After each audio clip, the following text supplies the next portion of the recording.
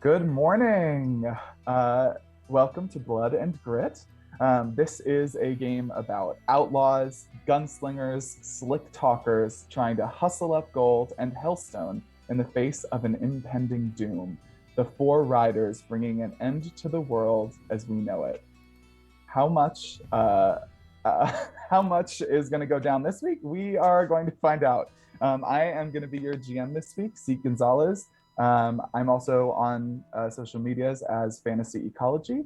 And today we will be playing A Fistful of Darkness by Stefan Struck, which is a Weird West hack of Blades in the Dark, which is by John Harper. And if you've never played a Forged in the Dark game before, do not worry. We will explain the rules as we play. And this week, we are returning to the setting of our last game, a failed gold mining town called Resurrection. But things are a little different now. As if living in a cruel and heartless frontier world was not enough, as if living in hell on earth was not enough, in a two-deep mine near that sleepy hollow, they found Hellstone. Uh, this adventure is going to have content warnings for blood, body horror, cannibalism, disease, gun violence, and religious symbolism. And let's meet our cast. So tell us a little bit about you and your Hellstone scavenger. Tell us a little bit of what they look like, what their playbook is, and a little bit about them. Luca, do you want to start? Yeah. My name is Beulah Violet Clay, and I am from the South, recently having moved out west after coming across something dark at night that's changed the way I see the world. I am a scout, and I am able to go out and see danger before everyone is. Excellent. Proper, would you go next? I'm so sorry I'm not dressed as nearly snazzily as either of these other two fine ladies. However, today I will be playing Agony Hawthorne. She is the outlaw. She comes from a big town, as she'll call it, and she is the same greyhound humanoid creature that Patience was in the previous episode. If you didn't get to see that, it should be on our YouTube by now. And she is a maverick and a desperado beyond the rules. She has a blue roan horse named Rumors, and a long sword that, when you see it glinting in the sun, almost looks like it's on fire. And to my right is Corndog. It's me, Corndog, and I am playing Roscoe Clark, the Shot, a deadly gunslinger and showman. He is a barrel-chested man who has been rumored to carry an entire buffalo back to town with him after he hunted it down. He's just a big, beautiful man who's here to keep Resurrection safe. Awesome. So, as those of you who watched our first episode are aware, Resurrection was a sleepy little failed gold mining town until a band of a sort of random assortment of wannabe treasure hunters seeking the bounty on an outlaw forged into the hills to try and hunt him and his band of bank robbers down. And what they found instead was that the old failed gold mine was filled with a supernatural mineral called Hellstone. And they actually brought that mine down. And the shaking and the earthquake from the calamitous end to that little delve brought in curious outsiders. And so Hellstone was discovered in Resurrection. And so in A Fistful of Darkness, the characters are part of a posse, which is sort of like the equivalent of an adventuring party for this setting and this game. So we've already determined that our posse are Hellstone scavengers, which in the terms of the faction rules for the game start as a tier 0 faction. And you all get to choose whether you want to start with 2 coin or 2 Hellstone and 2 Doom. So coin can be used as we continue to build out your hideout and your posse with your relationships with other factions in town. You could start with some Hellstone, which can be used basically as a resource. And however, that adds 2 Doom to the clock to the inevitable end of Resurrection. Does anybody have any strong feelings about what you want to start with? I'll leave it up to the others, but I do have my eye on some Hellstone. I was going to say, as Hellstone hunters, if we're starting with the idea that we already have done this before, we may already have some Hellstone. But if not, then I think it makes more sense to have coin because we're going to be picking up some Hellstone as we move along. Does that make sense, Corndog? Yeah, I am fine either way. We don't know how like big the Doom clock is, do we? That's just like a GM knows behind the scenes what it is. Deal, or is it the full amount on the sheet? Yeah. So if you are looking at the posse clock, so if you go to the sheet for your Hellstone Scavengers posse, right now we have 2 riders outlined, and the Doom is at 0. And as each time the Doom reaches 10, another rider will be added. If we reach 4 riders, then that's when the apocalypse happens. I say we start with 2 Dooms. Start with that Hellstone. Sure, why not? I like to play fast. Okay, awesome. So next we choose an initial reputation. So the other factions will see you as one of these ways. If you want to follow along, I'm on page 84 of Fistful of Darkness. And you can choose ambitious, brutal, daring, honorable, professional, savvy, subtle, or strange. Or if there's another one that the group of you come up with that you think makes more sense for what you have in mind, this collection of characters, I'm down for that too. Does anything jump out at anyone?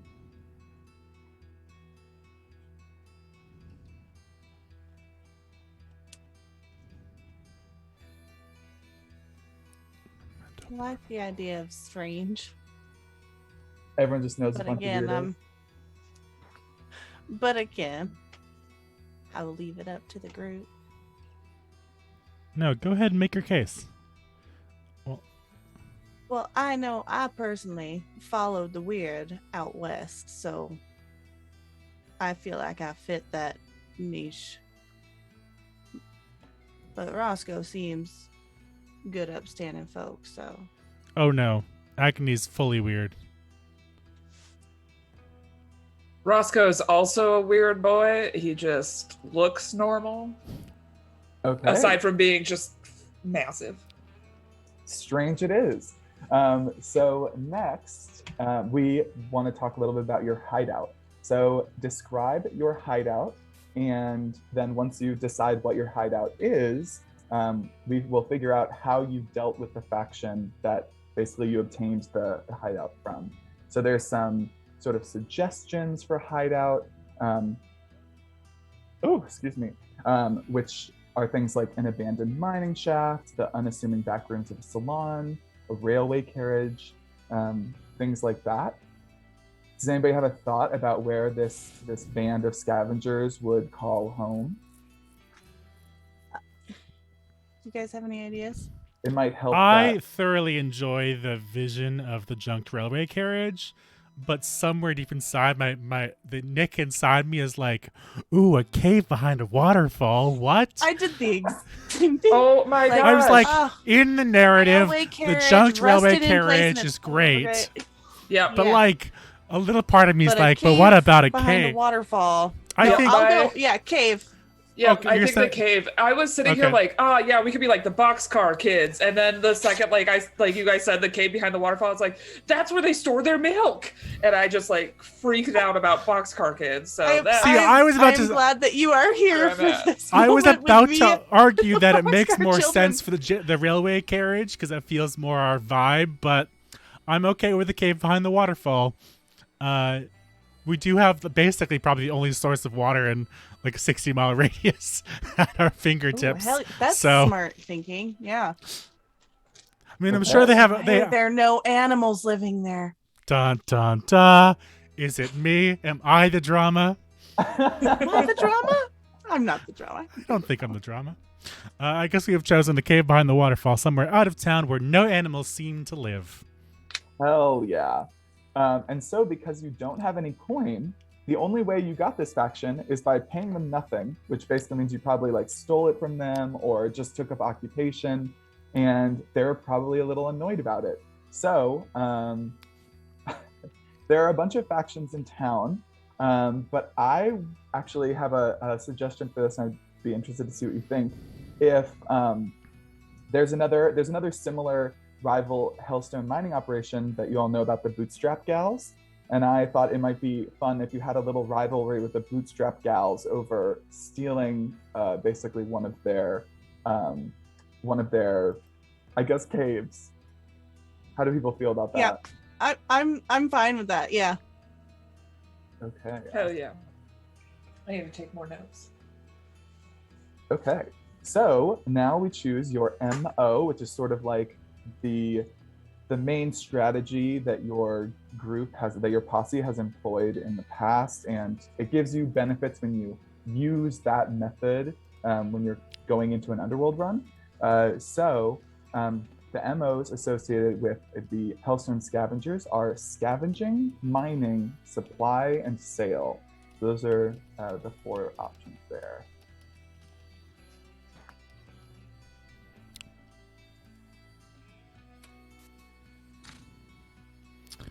So one more time, we're choosing our what? Your MO. So this is basically something that if you are doing, if you're starting a run, trying to figure out how you're gonna get your score. If you do one of these options, it gives you a little benefit mechanically. Oh, is there a mechanical description of what those are, or not? Yes, there is. If we go to... Oh, I see it. No, nope, not. I see descriptions. I don't know if I see any. So our options are scavenge, mining, supply, and sale. You can scavenge, search for, and collect anything valuable or specific from a dangerous location. Manage your mines, exploiting them and expand them for more yield. You can supply a significant trade to acquire assets to keep your mines and business running. Or sale, a significant trade with special buyer or product. The effect is when you prepare to execute a run of your preferred modus operandi, you get +1d to any gather information rolls and a free additional downtime activity to contribute to that run. Gotcha. So it basically means like if you are trying to like, let's say, get your way in the front door of a rival faction by trying to sell them something, you would get a +1d to any gather information you want to try to do to get information about what's going on there, and also to actually set up the scene of how does the plan go, how do we get in, which is your engagement role. You know, I think the one that jumps out to me is scavenge, because it's looking for valuable like items as opposed to specifically just mining Hellstone. Other than that, I think maybe perhaps sale would make sense, because it would put us in the good graces of a like wealthy benefactor. I'm looking at scavenge just because it kind of fits what we're doing anyway. Okay, let's do that. Let's do it. Perfect. We're looking for weird and wonderful things. Exactly. Mostly weird. And now you get to choose your Hellstone Scavenger's special ability. So if you are on the faction sheet, or not the faction sheet, I'm sorry, the Hellstone Scavenger's posse sheet, there's a list of special abilities like Hey Ho. Each PC may add 1 action rating to attune, disable, or prowl. Transporter, dig, dug, leverage, got used to the strange life, undo hellish confidence, and patron. I love leverage and undo hellish confidence a lot. Those are the 2 I'm looking at most. So just because I think like us being the ones that people come to for the strange stuff that we scavenge, like we supply other factions, that's That's pretty cool. But also the whole undue hellish confidence where it's like no one beats us as long as we have Hellstone around, kind of thing. Like that's also very good vibes. I do like the hellish confidence vibes, especially because it means we have to make a mutation roll if we want to continue, which is fun. And I just finished with the zone, which is very similar. Without getting too meta, we're playing a very short mini-series here, so perhaps Hi-Ho is an easy option to choose because it directly benefits our character sheets. That's true. Yeah, I'm fine with that too if you want. Corn Do we Dog, want to min-max or do we want to go for the weird? Courtney, Mindex or Weird? How dare you ask me this question? Because I'm always going to choose weird. Okay, good. We're going with undue hellish confidence. Okay. Lovely. So no one can beat your posse as long as you have Hellstone around. At least it feels this way. Once per run, you may regain 1 grit if you make a mutation roll. So I think it's fair to say, based on the name of this session, weird stuff's going to happen. So we'll see if that hopefully that will come into play very soon. Hopefully, says the person who is going to be controlling the session. Who knows? I mean, I know, but who knows? And next, we are assigning posse upgrades. So there are 2 upgrades pre-selected, which your hideout has a rail connection, which is fun because it's a cave under a waterfall, and training in guts. So during downtime, if you want to train in guts, basically you're better at doing that. And you can choose more from either the Hellstone Scavengers Posse sheet or on page 85 onwards, there's some slightly more detailed description. Okay, hear me out. The cave, so like the rail runs along the top of a canyon, and there's a train station at the top of the canyon. And then as it leaves the station, it goes over a bridge, which is the waterfall. And under the waterfall is where our cave is, so we can travel up through the tunnels and arrive in the station through like a sewer grate, already in the station if we need to. Love this. Luca's like, yes. Yes, I approve. So it's not like it like runs through the waterfall or like next to, but like we are hiding underneath it at all times. We are always here watching. We definitely have not been tainted by the Hellstone we're collecting. For sure not.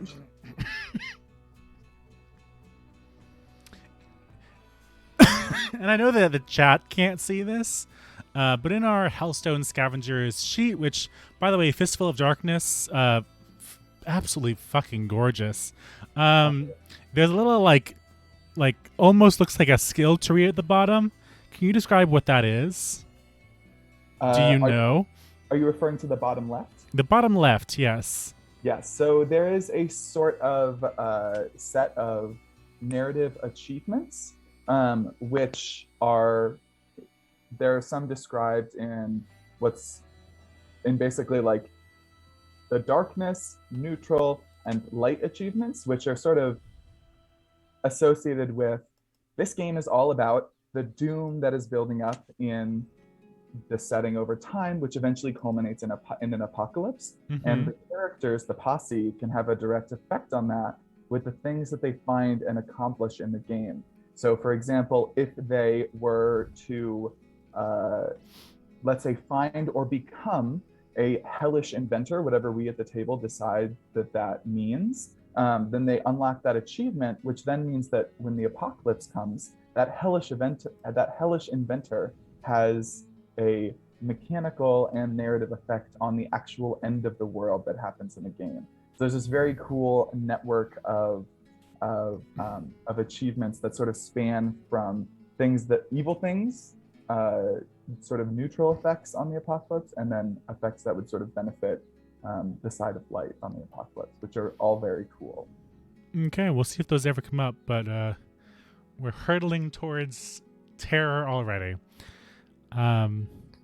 What next? So you need to choose 2 upgrades to your posse. Right. Which you started with the rail connection and the extra training and guts, but you can choose from other upgrades that start on page 85. You can also see the potential upgrades on the Hellstone Scavenger's character sheet. So things like carriage, your hideout can be hidden, your hideout can have special quarters for you all to live there, a secure vault, an escape tunnel, extra Hellstone storage. You can improve the quality of various things that you as characters get, or you can increase your ability to train skills during downtime, which will happen after our run.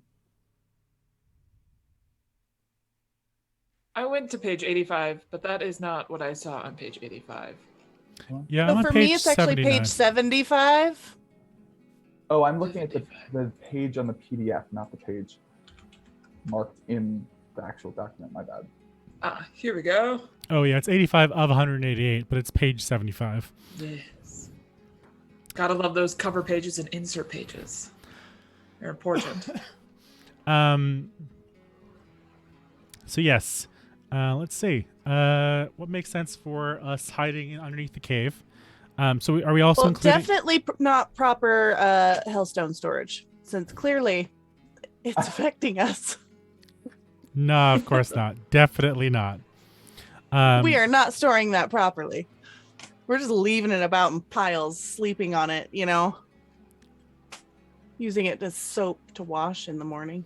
And so I'm also looking at the Hellstone Scavengers on page 79. Can we include any of those 4 or 5 posse upgrades as well as the ones in the check marks? You can, yes. Cool. Because we have things like scavenger rigging, 2 free load for tools and weapons. Don't know what that means. Elite scouts. All of your cohorts with the scouts type get plus 1d to quality rolls for scout-related actions. All your cohorts with the movers type get plus 1d to quality rolls for move-related actions. Fine carriages. A superior crafted carriage of fine quality, including horses. Or steady. Each PC gets plus 1 I grit like the box. steady. Because grit is something we can use to push rolls, basically, right? And that's what we chose for our thing too. Actually, is you may regain 1 grit if you make a mutation roll. Yeah, grit is sort of like it's a currency that you can expend to give yourself an extra dice on rolls, or you can spend to help somebody else with rolls. Lovely. And there are other circumstances where it comes up, but those are the main ones. Oh, but steady takes 3. We don't have 3, so we can't do that one right now. I think, or we can do it 3 times. Okay. I'm not totally sure. Steady you can take up to 3 times. Oh, up to 3 times. Gotcha. So we Yes. can do steady if you want, Luca, because you seem to like that idea as well. I did. I And, liked that. Yeah, let's do steady. So everybody gets 1 extra grit. Gosh.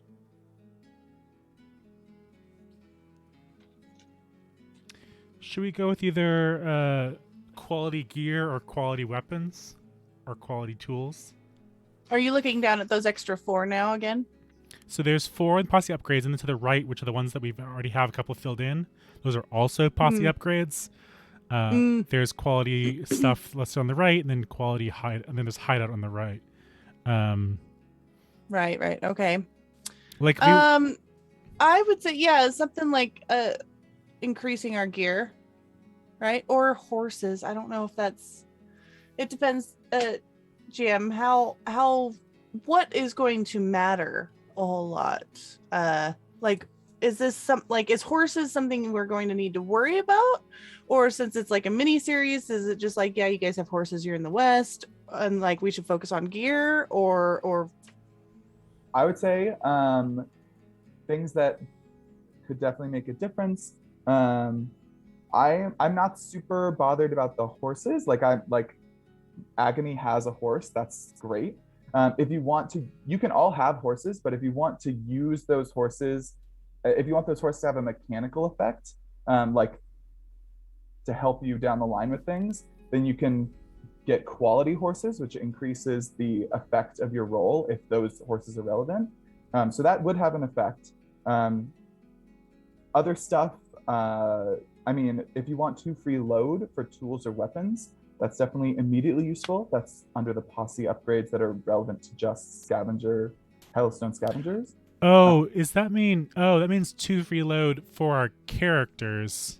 Yes. So at the start of a So run, you can carry more things. yeah, you choose what your load is, light, moderate, or Oh, okay. heavy. I like that then. So We it want sounds to do that. Let's do as steady everyone? and rigging, just because those are 2 easy things that make sense with our characters. perfect. And I don't know if all y'all are paying attention to this stuff, but I am marking these in my character sheet, so do not worry if you are not following along. Okay. And then the last thing we need to do is choose your favorite contact.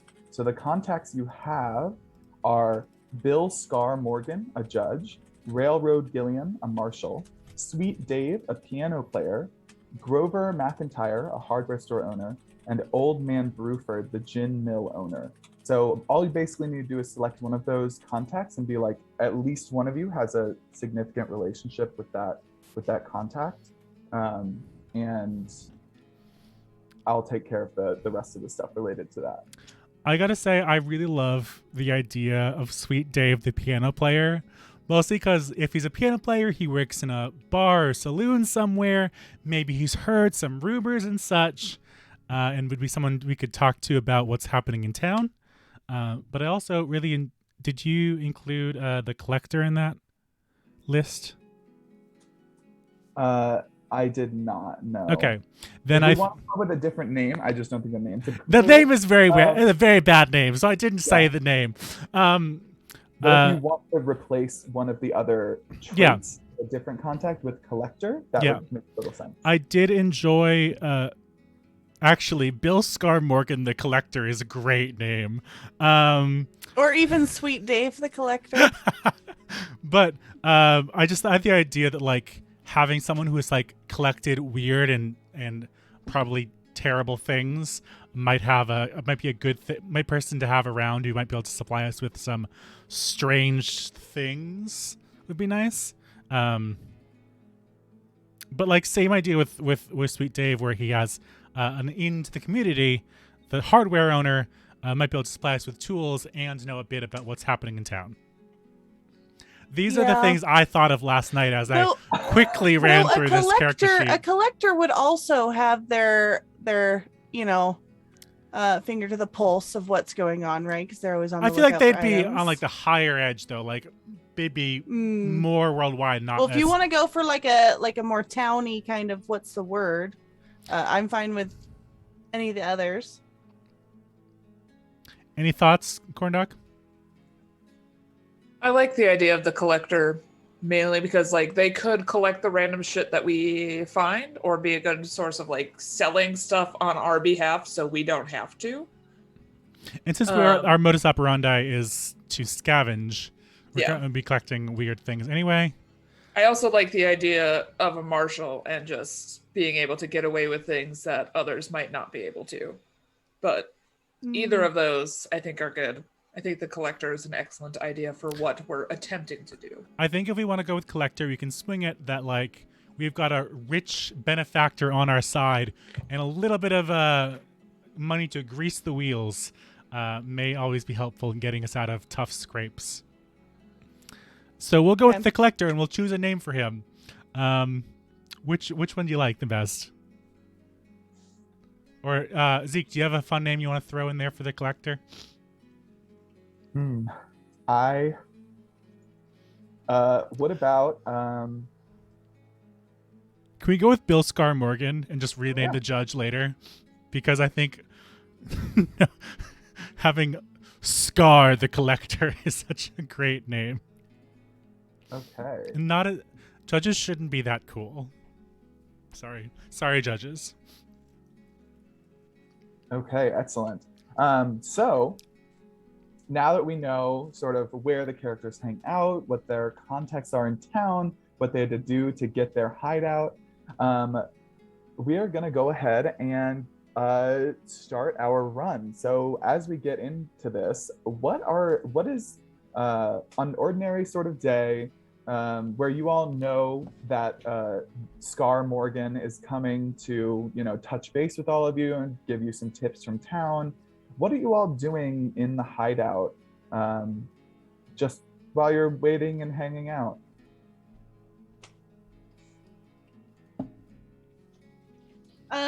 I feel like I would just be playing with a piece of Hellstone, holding it up to the light, just watching it, and just whispering under my breath, talking to no one, just in the corner. God, okay. She's creepy. Really creepy. What color is the piece of Hellstone you're playing with? It's kind of like a deep, deep purpley black. But if you hold it up to the light, it's like a bright red when the light shines through it. Oh boy, that's natural. Okay, excellent. And what's everyone else up to while Beulah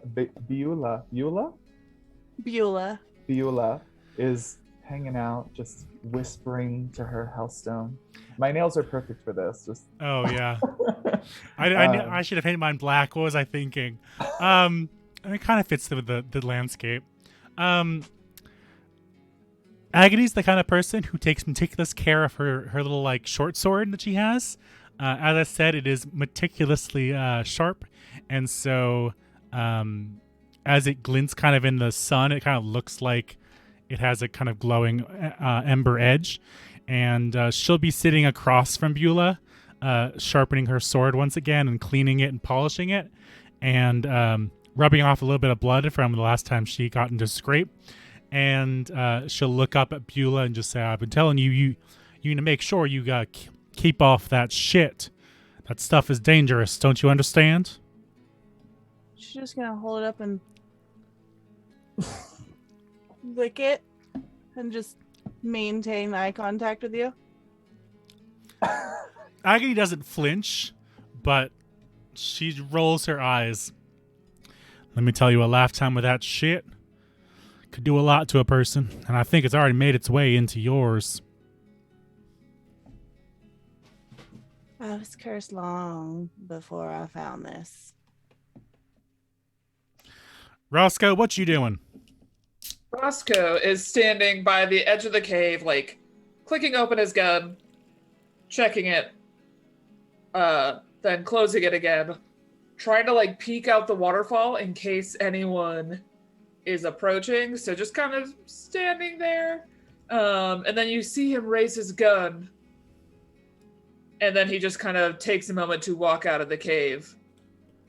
And he comes back about 10 minutes later with a animal that we haven't seen before in his hands. I brought lunch. What kind of animal is it? I know very little about Western animals, but I would like to imagine that it's a jackalope. Not a small one either, like an unconventionally large jackalope. So, just walks back in with that. Are jackalope real? I don't think so. No. So, they are now. They are now. It depends on who you talk to out west, but no, they're not real. Okay. Depends if you believe the government conspiracy is hiding jackalope from us all. Yep. That's what Area 51 is actually about. I think so. Listen, I know people who swear they've seen them. So it looks like Janie has made it.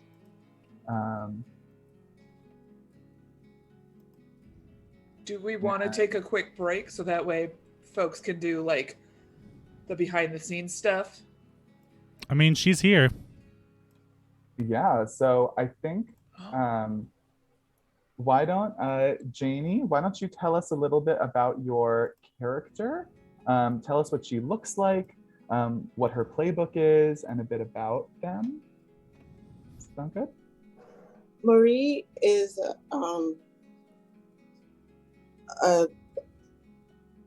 what did I say? Her basically the twin sister of was Therese from the last episode.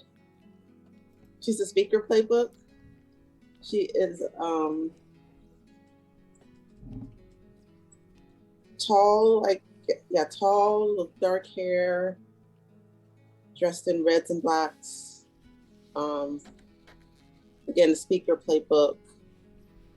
And So we've just set up that our hideout is in a cave underneath the waterfall. And what is it that you're doing as you are prepping for the day?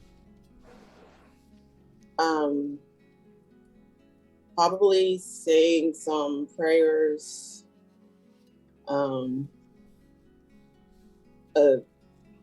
Making sure all my stuff is there, even though it hasn't moved. And Okay. I hate to steal something from you, Zeke, real quick, but because I understand it, I'm going to ask it. What exactly is the speaker? So the speaker is a. Oh, I was gonna ask what Janie thinks of it, or what Oh. her particular speaker is. But Zeke, if you have a better answer, let me know. Yeah, I think Zeke could answer while I get my brain together. Have you tried turning it off and on again? The speaker is usually some sort of like religious figure, but I would leave that up to Janie. What sort of, like, what does she preach? What is her like religious conviction? Yeah. Do you have an idea of what that might be yet? I'm just going to say that she probably she probably carries a Bible around. So is she Christian then, or some other religion? Probably some flavor of Christianity that fits the world. Okay. And she looks kind of untraditional, like she's in like reds and blacks and a little she's not as, I can't think of the right word. An unconventional sort of Catholic. Yeah, she's really unconventional. Or Christian. Yeah, very unconventional, but she's still got the Bible, and she still does all her prayers and stuff, even if you see her like smoking outside the church. Okay. Like wearing way too little clothes for that time period. So as you're all hanging out in your hideout, Bill Scar Morgan arrives, walking in, hat sort of low over his eyes, as he sort of fends off the worst of the spray from the waterfall. And he comes in and sort of clacks his boots against the outside of the cave, causing his spurs to clink a little bit. And you all knew he was coming. This is one of your close contacts in town. And he says, how's it going in here? Y'all waiting for, got any plans?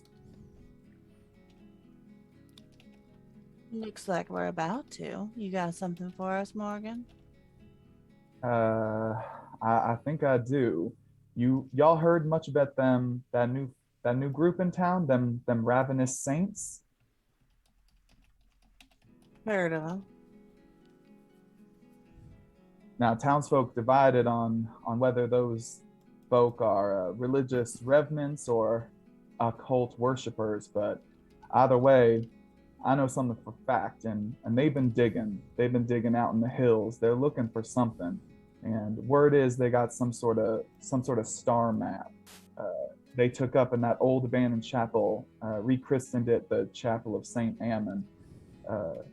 Word is that map, they're looking for something mighty powerful, mighty expensive. If you looking to hawk it, you know what I'm saying. More powerful than Hellstone? Some say they got plenty of Hellstone in that chapel there, so you might be able to scoop up along the way. I'm in. And I'll look around at the others.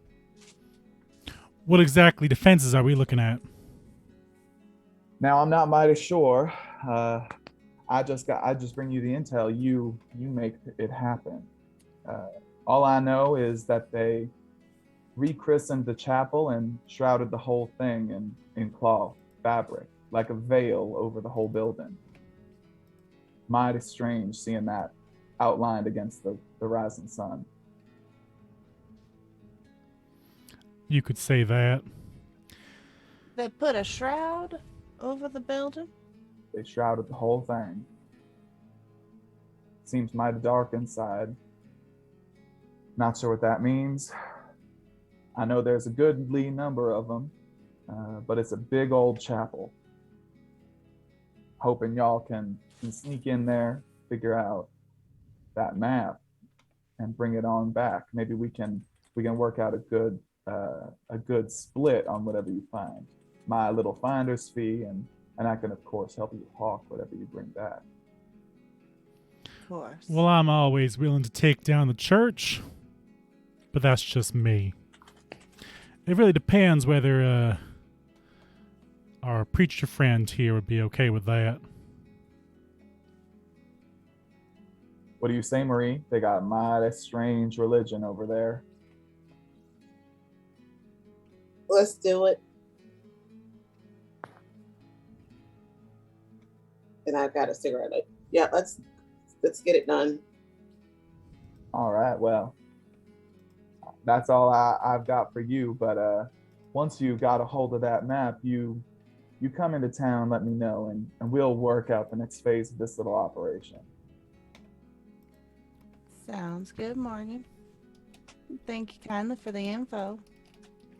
You know, I'll always do you a solid. And he tips his hat and sort of clicks his spurs against the wall one more time before heading back out of your hideout.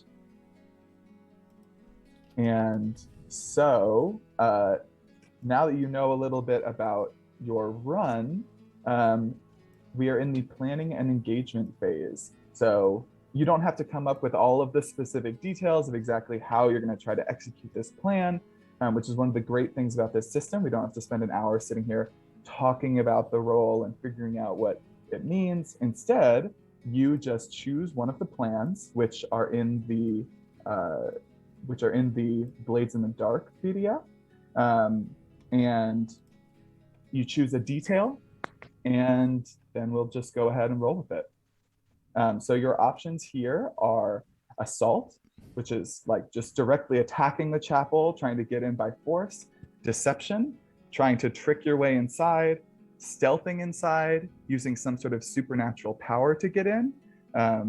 A social plan would be negotiating, bargaining, or persuading, or transport, somehow getting yourselves transported inside, trying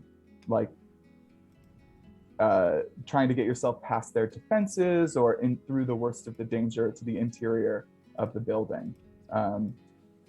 Does anybody have any immediate thoughts on those?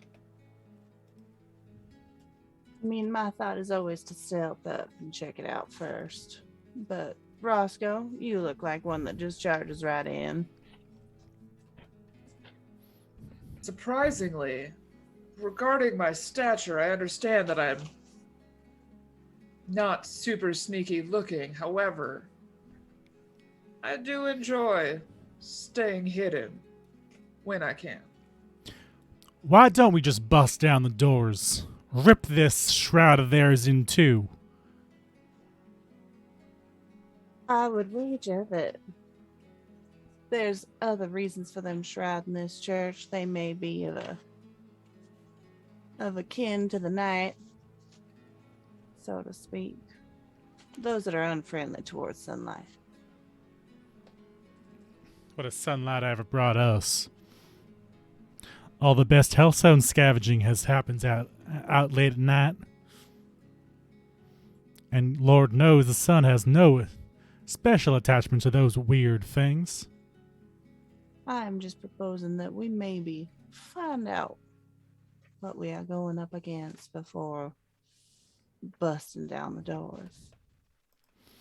So if you'd like to try to learn a little bit more before going in, you can try a gathering information roll, one of you can. Basically, you just tell me how you're trying to get a little bit of intel, and we make a roll. You get one for free, and then if you want to try to continue to gather more information, whatever's going on inside the chapel, basically the saying is, I guess, that clocks will tick. Whatever they're doing in there, their plans will continue to proceed, which might make it more difficult for you after the initial roll.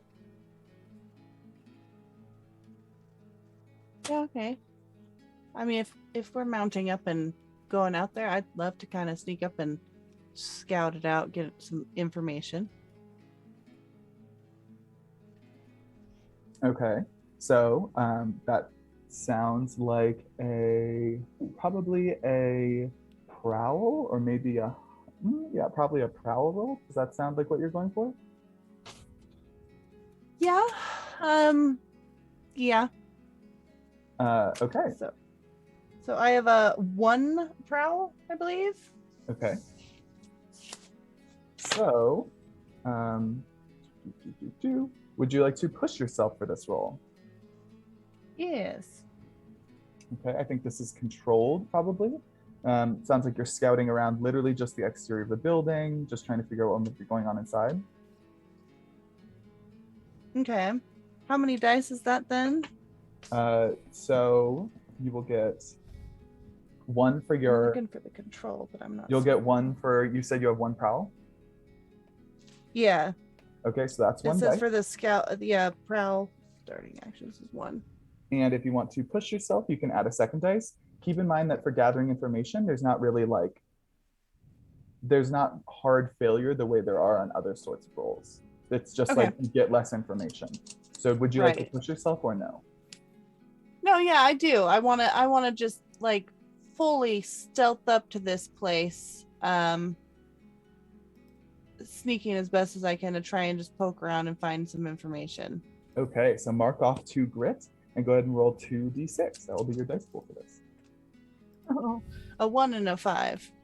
Okay, so a 5 is a partial success, which basically means you get a couple of details, maybe an incomplete picture of something that's going on. So why don't you describe to me, what does this look like? Like, how do you gather information this way?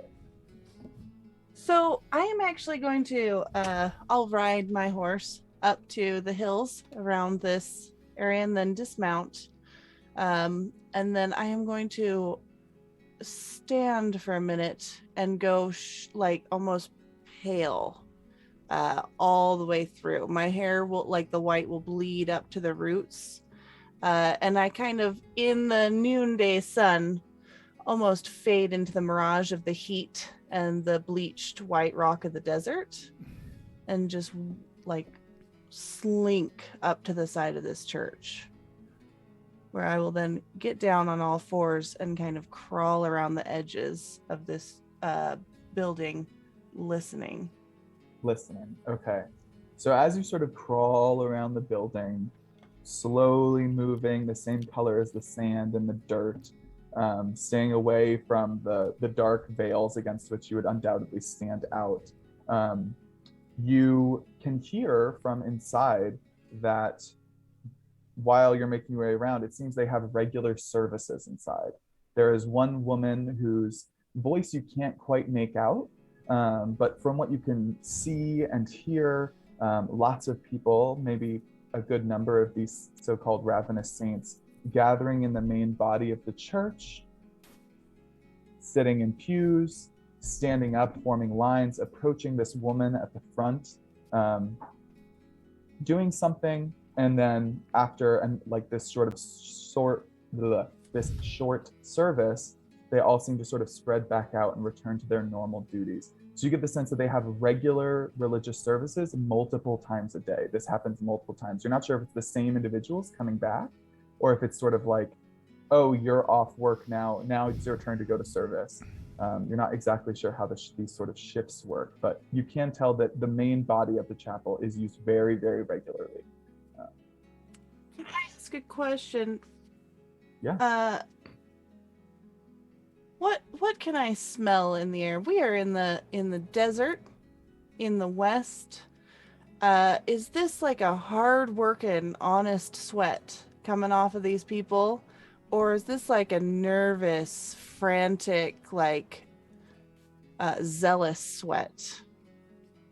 Definitely more of the latter, and also just the smell of the building itself, since you're getting rather close. It smells like that hot, sweet sickness, like that somebody gives off during fever. Like it literally smells like there are lots of sick people inside. Okay. Can I reach out and just, the whole building is shrouded in this fabric. Can I reach out and just like touch the shroud? Yeah. So you reach out and sort of at one point get close enough to the building to sort of reach out and actually like touch it and feel the texture. It is like it seems to you from touching it and sort of getting close and looking at it that it is a countless number of wedding veils and ceremonial robes that have been dyed black and stitched together and soaked in something that smells very, very slightly herbal. Okay. All right. I'm gonna slink back off to my mount and rejoin the group.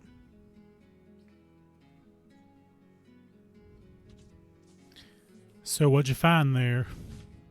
There is some sort of manic sickness affecting the people.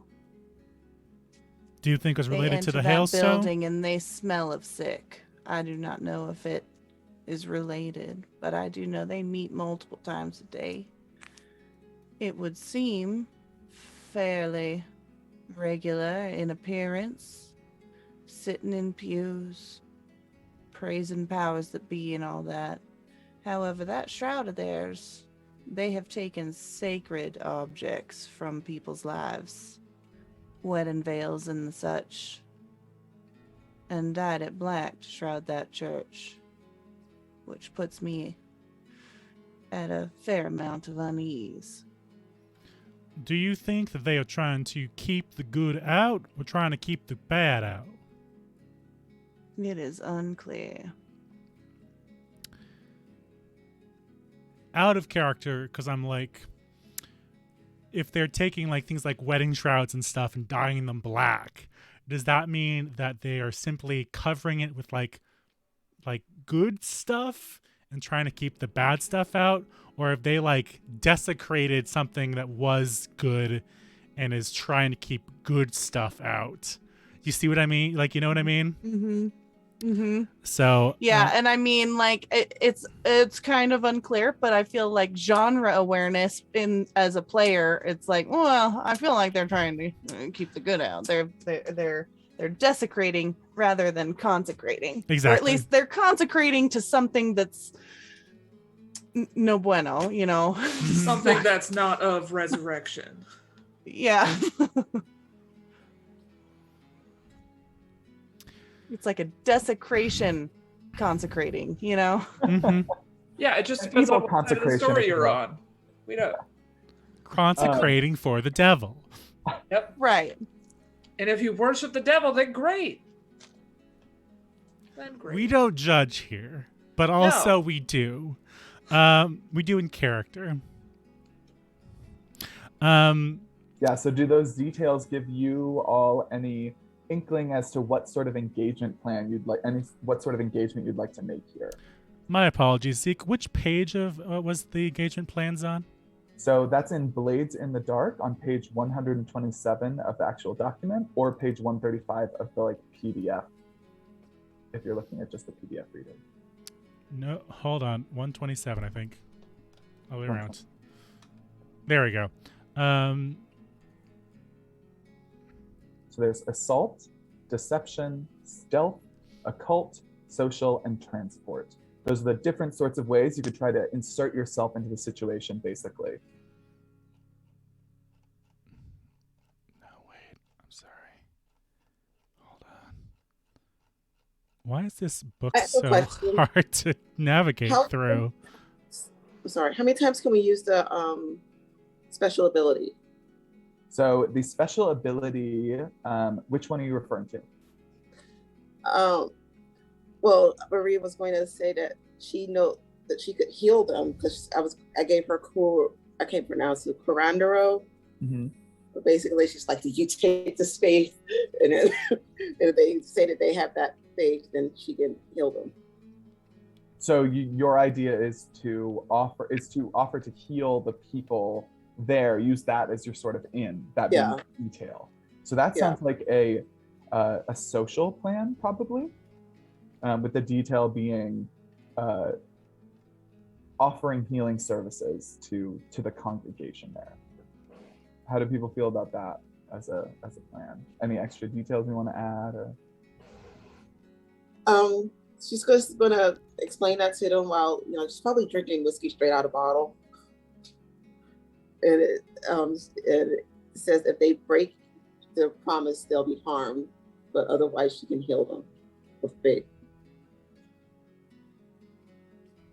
Marie, are you saying you want to just go up to this building and offer to heal them? Why not? I feel like it may alert them to the fact that we are even aware of their existence or aware of whatever sickness, whatever ails them. Well, I can walk in and do that and y'all sneak around. Maybe I'll distract them.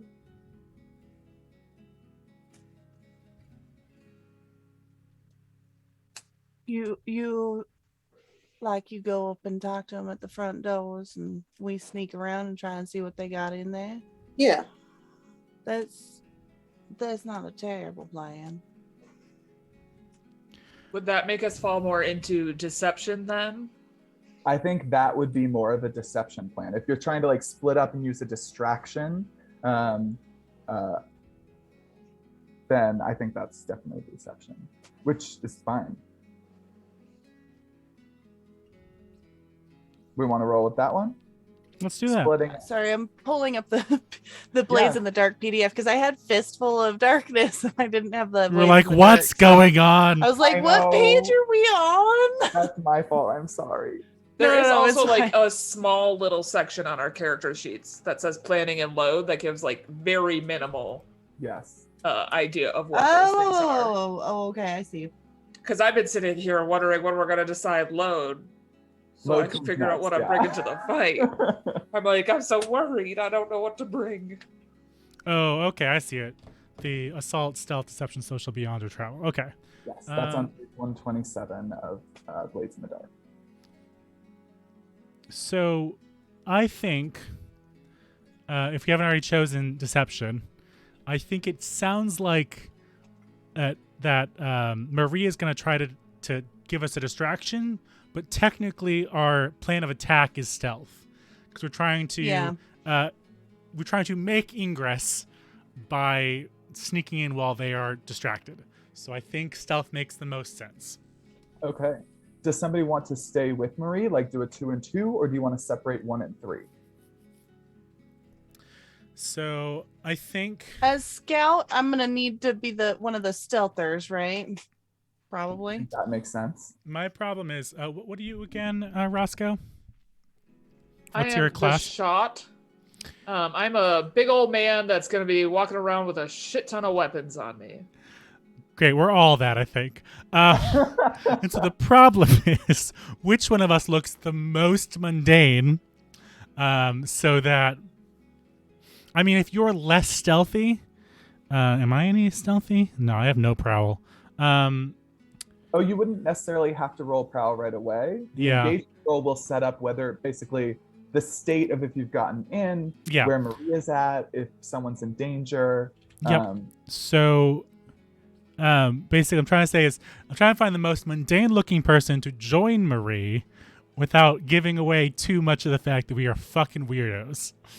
Unless Marie wants to go solo, I do think it's a good idea to do 2 and 2, but she's fine going solo. Roscoe could go with her and just provide backup just in case it goes sideways. You cool with that, Roscoe? Mm-hmm. Okay.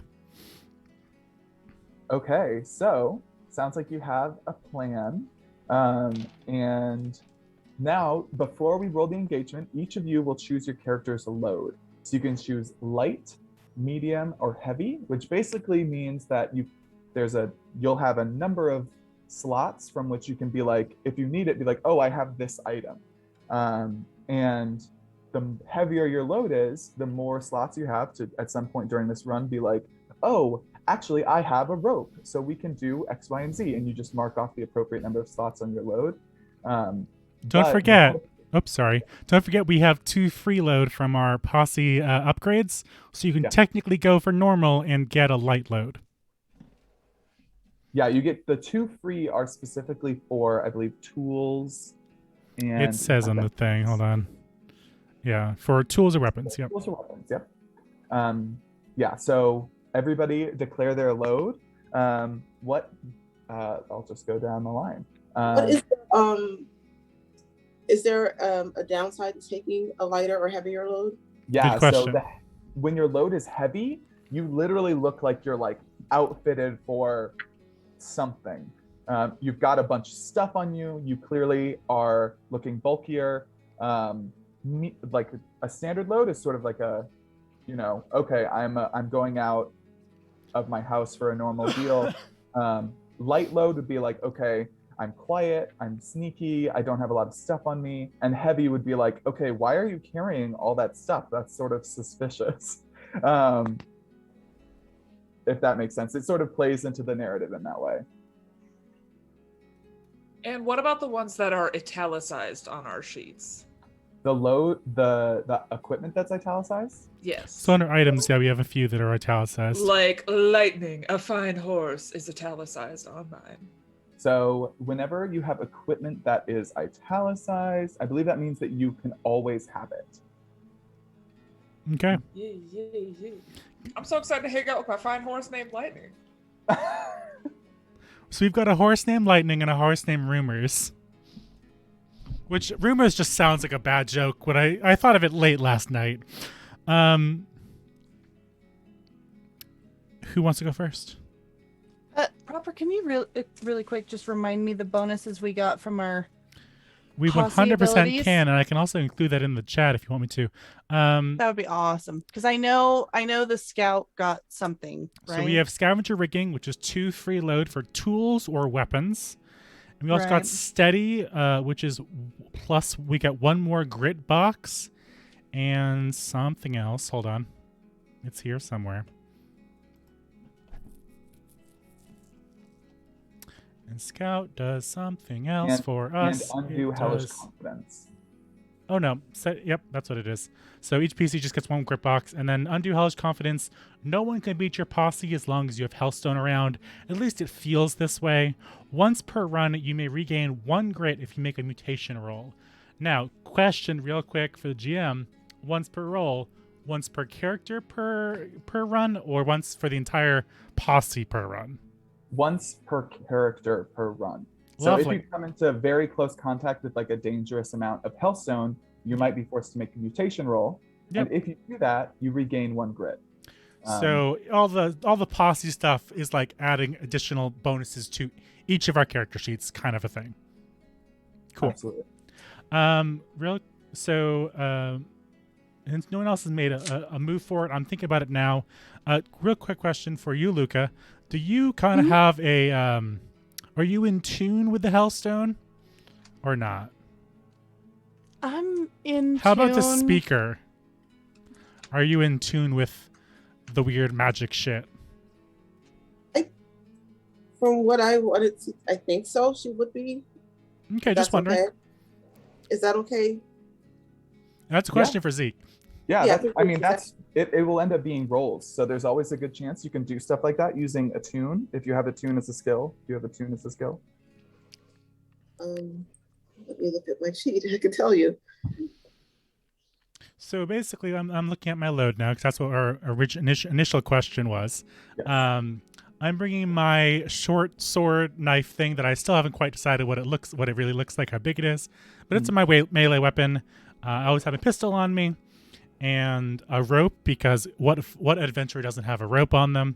Oh, you don't have to choose your load now. You just choose the amount, and then as the adventure goes on, if you're like, oh, I could use this thing. Yeah, it's like very flexible in that way. You don't. Oh, have to that's so nice. Yeah, I'm sorry if I did not make that clear. Yeah, that's one of the great things. Well, it felt appropriate to get that out into the air so we know what's happening.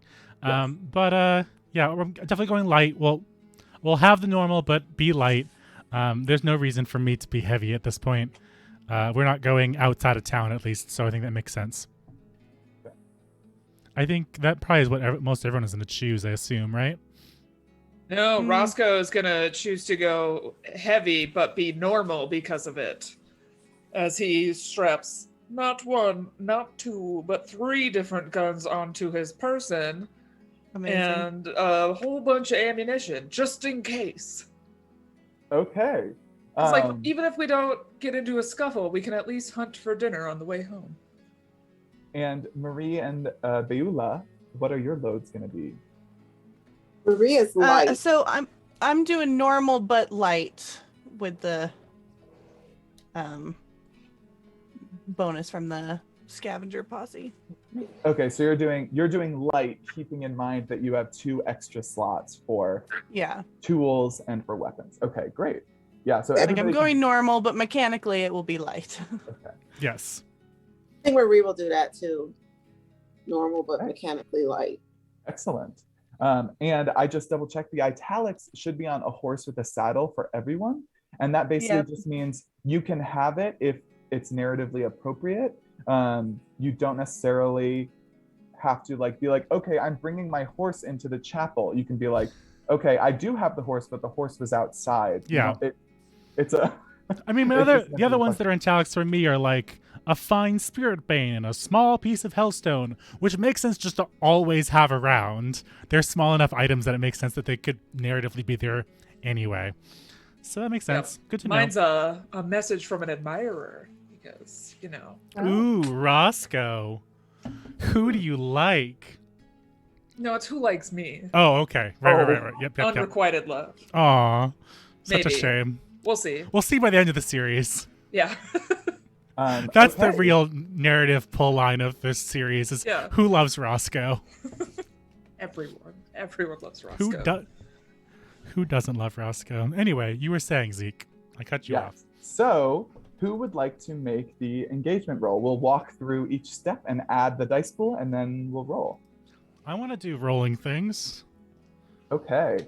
So, is this operation particularly bold or... Oh, sorry. You start with 1 dice because this is a fortune roll, so you've got to have, just luck playing a role here. Mm-hmm. Is this run or this what you've planned particularly bold or daring? Is it particularly complex or contingent on lots of factors? Are those 2 separate questions or one same question? They are 2 questions, opposite sides of the same coin. Gotcha. Oh Lord, what's happening in the chat right now? It sounds to me... Oh, wow. It's Roscoe's admirers showing up. Oh, I can't read chat right now. Thank you, Harrison, for gifting us 5 tier 1 subscriptions. Thank you very much. So I feel like it's daring just to go to try to sneak into a church. What does the team feel? And if if Marie is going to cause a distraction, I'll try and attempt to see if there is a window or a back door or something like that I can, or go up through the belfry on the roof. If there's another way and I can try and find it while she's distracting. Is there a way to survey this place? I guess I. Oh wait, we're asking a specific question before our roll. Yeah. So if you want to ask it one more time, okay. Zeke.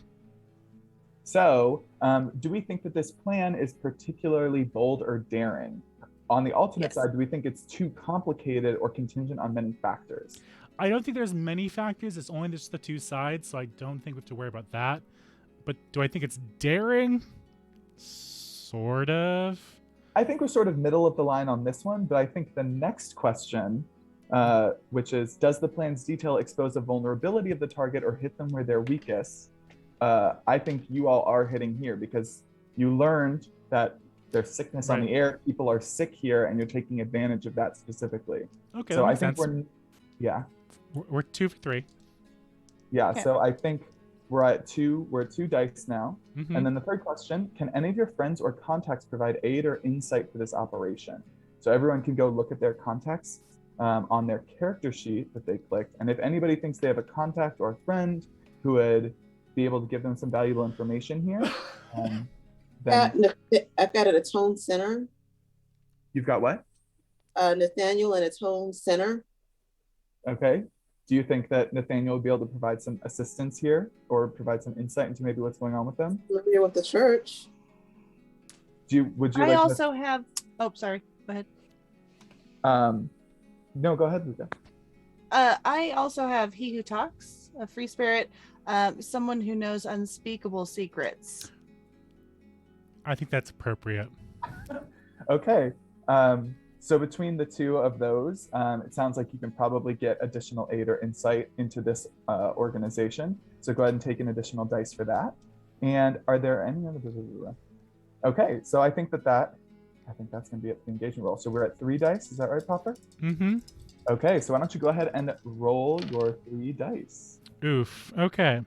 So you'll have to help interpret this for me. I've rolled a 5, a 3, and a 2.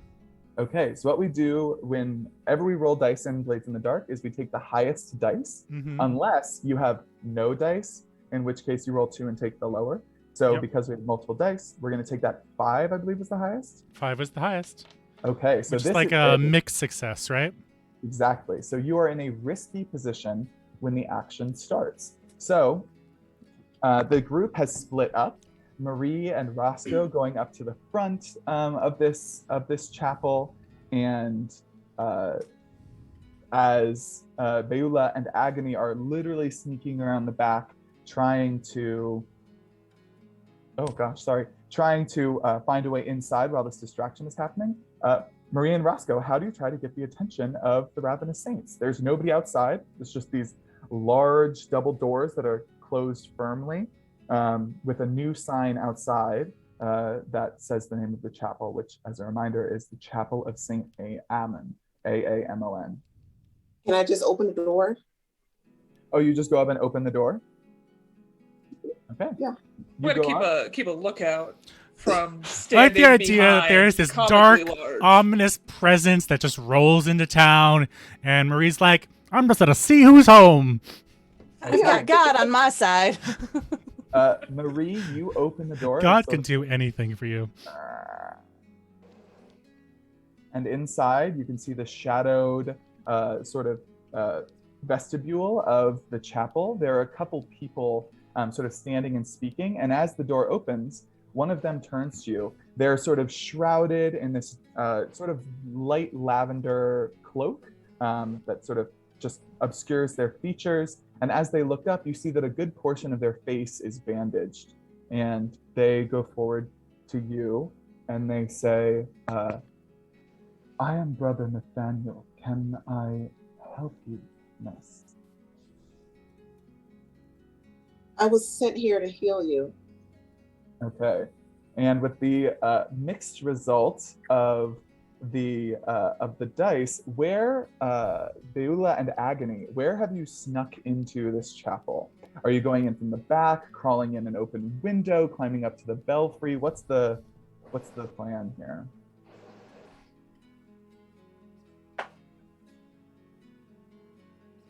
I think if there's a back door, I'd like to go through that. But I also like the idea of climbing up the roof. Please, the belfry. can we please do the belfry, because it sounds so much cooler. But like, I don't know if that's extra. Okay. I have a climbing rope. I brought the rope for a reason. Okay. So, as we have set the scene, Marie is speaking with this growing group of penitents at the front doors who are all sort of wrapped in different various bandages. And we see that Beulah and Agony have climbed up the top. Roscoe sort of behind, festooned with weapons as he's watching over Marie. And He's also got a big trench coat too. So he's got some of them like tucked inside. Excellent. Just a big trench coat, big man back there.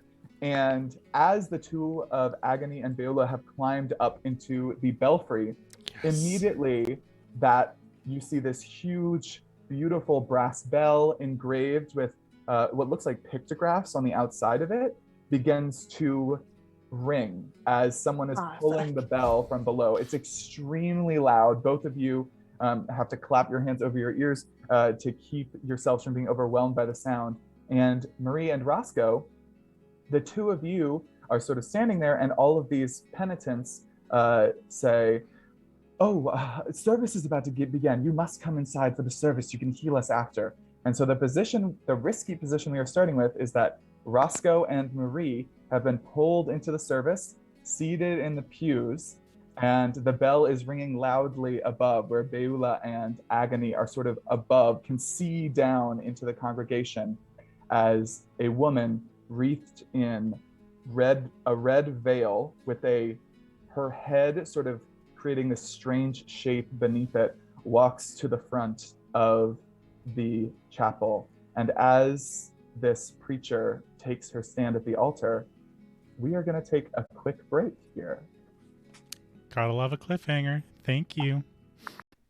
Welcome back to Blood and Grit. We have just begun our first Underworld run, and we're gonna see how the posse handles the ravenous saints here. So where we left off, Roscoe and Marie had been sort of dragged into the chapel of Saint Amen for a service, as they've offered to provide healing services at the front door. And Beulah, and Agony have climbed up into the chapel belfry so they can see down into the room below.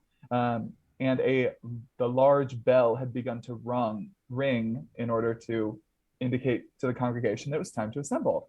And you all see as this woman robed in red, not unlike Marie, begins to approach the head of the congregation. She has this red veil draped over her head. It's sort of distorted in weird ways.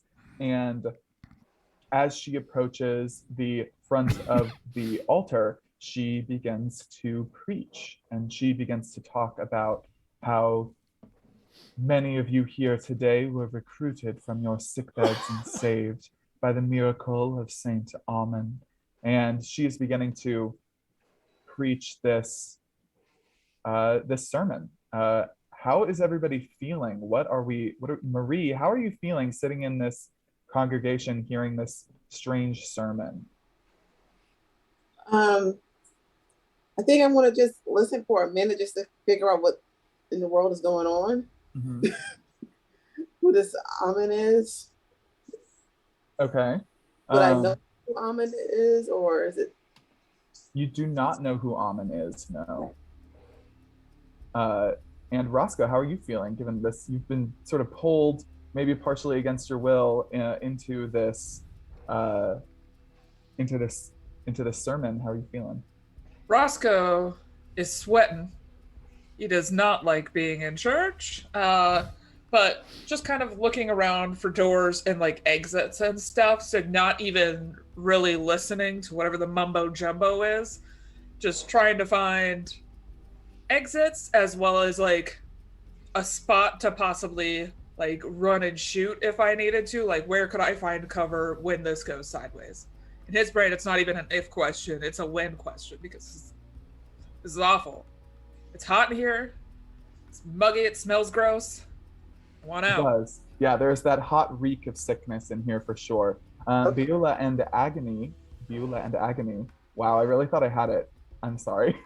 How are the two of you feeling? The bell has just stopped ringing. You're up at the top of the belfry. You can see the stairs sort of descending down. And there's also a narrow window through which you could watch the congregation below if you wanted. What are the two of you up to? What are you thinking and feeling? Is there any discussion? I'm gonna uncover my ears and just look at Agony, and just kind of signal to like kind of creep down the stairs to where we can get a view of what's happening. I'm not saying anything. Our dog folk have impeccable hearing, and so it means that it has affected her even more. And so she's kind of holding her head in that kind of like weird like migraine almost effect, because it's like still almost ringing through her head. And as the slow pulses like slowly fade away, she like kind of swallows and nods along with Beulah.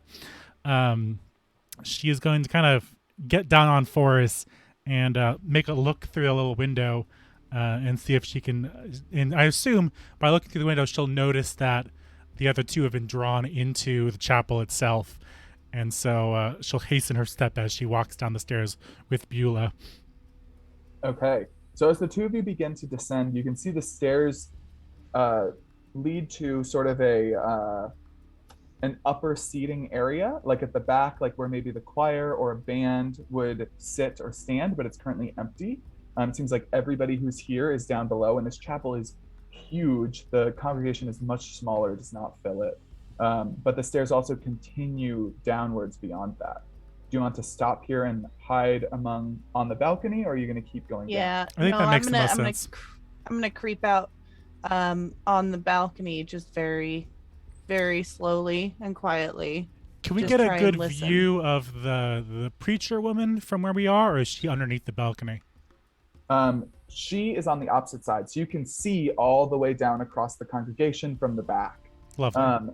And it sounds like the two of you either are both individually making prowl rolls, or one of you can lead a group action of just the two of you. So the differences would basically be, if one of you leads a group action, that means you are willing to mark off grit if the other fails. And if each of you make an individual roll, there's a possibility of individual consequence for each of you. What do you think? How much I mean, prowl? I'm here for the chaos, so I don't mind taking grit if you want, but Go for it. Because I have no prowl. I'll be on disadvantage anyway. I have one prowl. So at least you're ahead. Okay, so if you want to lead the group action, sounds like Beulah. Yep. So how Okay. many dice do it? 2 dice? So I assume you have prowl. Yeah, I have one prowl. Okay, so I think this position is risky because of your engagement roll. The congregation is a big portion of the congregation is there. There's currently a sermon happening, and I would say standard effect level.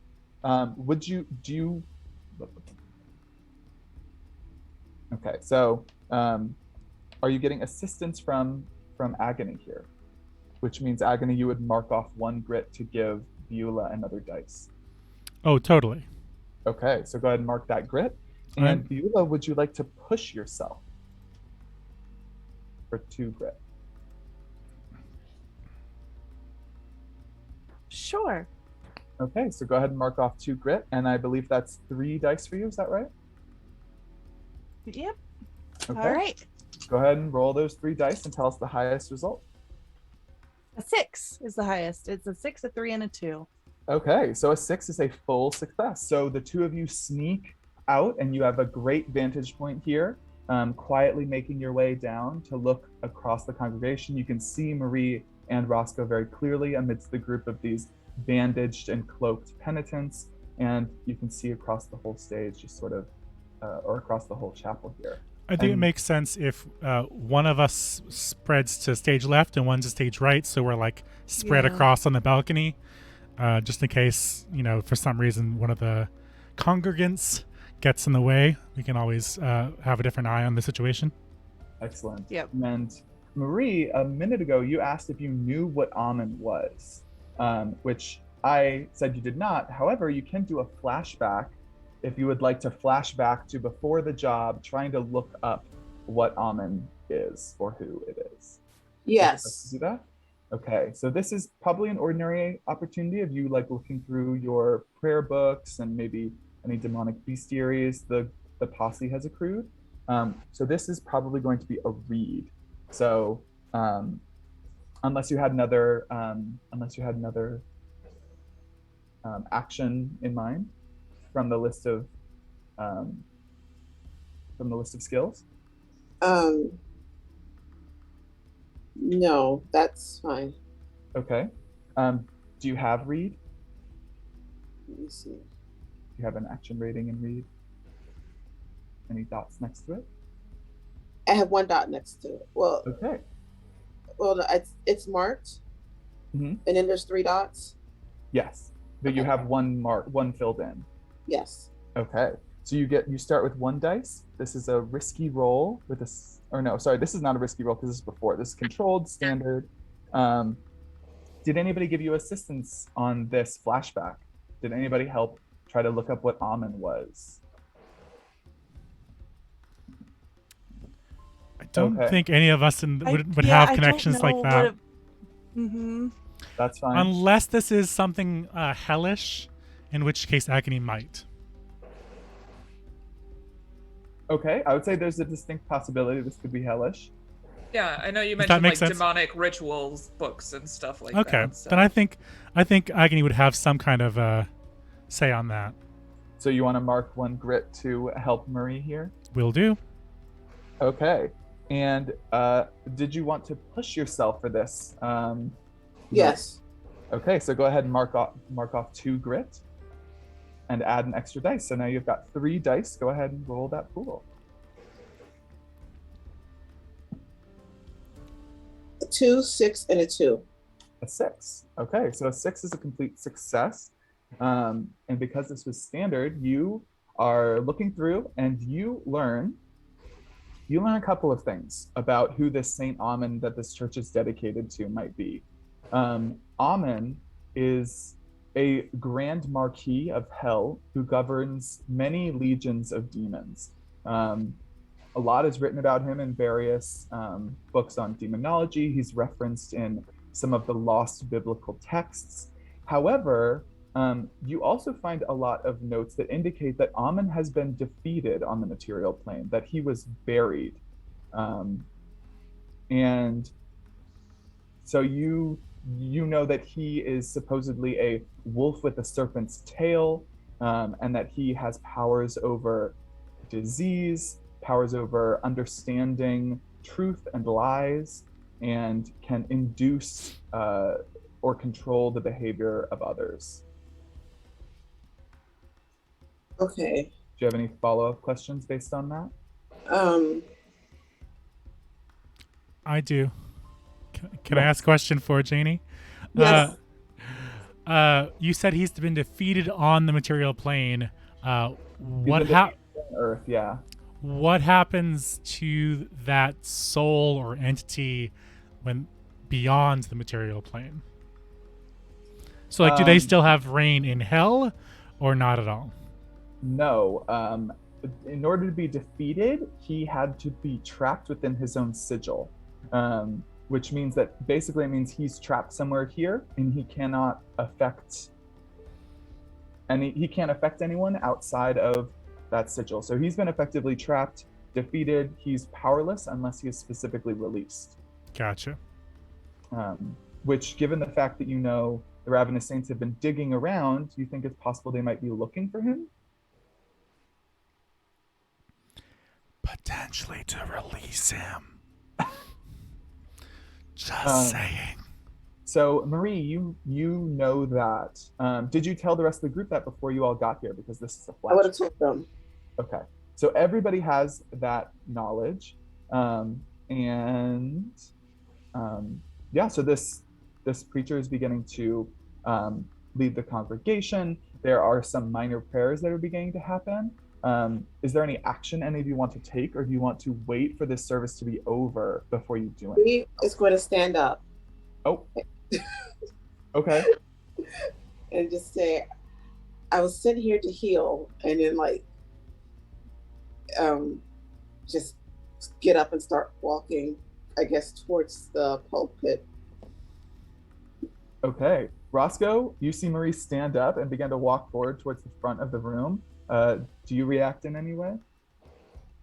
I keep eyes on anyone that looks like they're trying to make their way to stop Marie or like be aggressive. For the most part, I'm just staying here vibing, but like my eyes are like laser focused on different individuals throughout the room.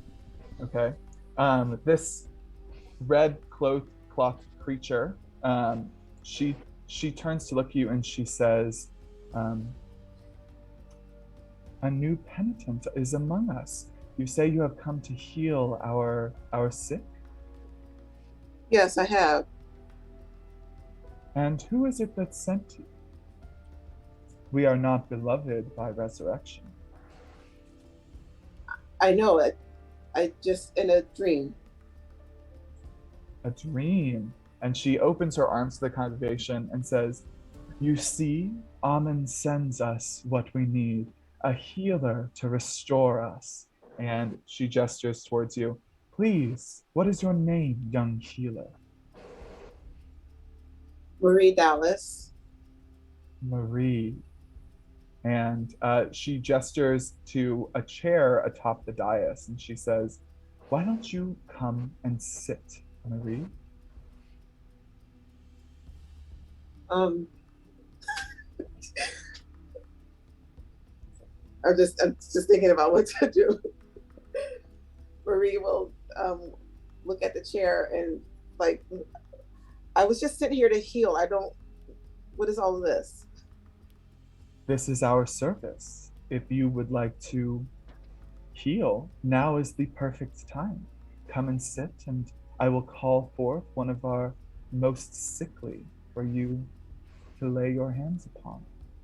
Okay, yeah, sure, let's do this. Okay, so you sit in the chair? Yeah. Okay. And she stands behind you, puts her hands on either side of the back of the chair, and she looks down upon the congregation, and she points to someone in the front row who's heavily bandaged in these soiled rags, and she gestures to him to stand up and come towards you. And as this person sort of gets up and staggers and shuffles forward, almost sort of zombie-like, he collapses at your feet at the top of the dais. And above you, the preacher puts her hands on both of your shoulders and says, "Amen is with us now. Will you not heal this saint? Ignite in him the hunger we all require." Okay, let me look at the thing, because I think, is a person conscious at least? Yes, they're conscious. Okay, because I think Marie has to get I don't know how to speak correctly today. I guess my Almond has got my tongue tied. Is this an ability from your playbook? Yes, it is. I have to get an earnest oath to follow my faith, one of my faith precepts. And they that make okay. So okay, so how are you trying to get this person to do that in a very different faith from yours, it seems?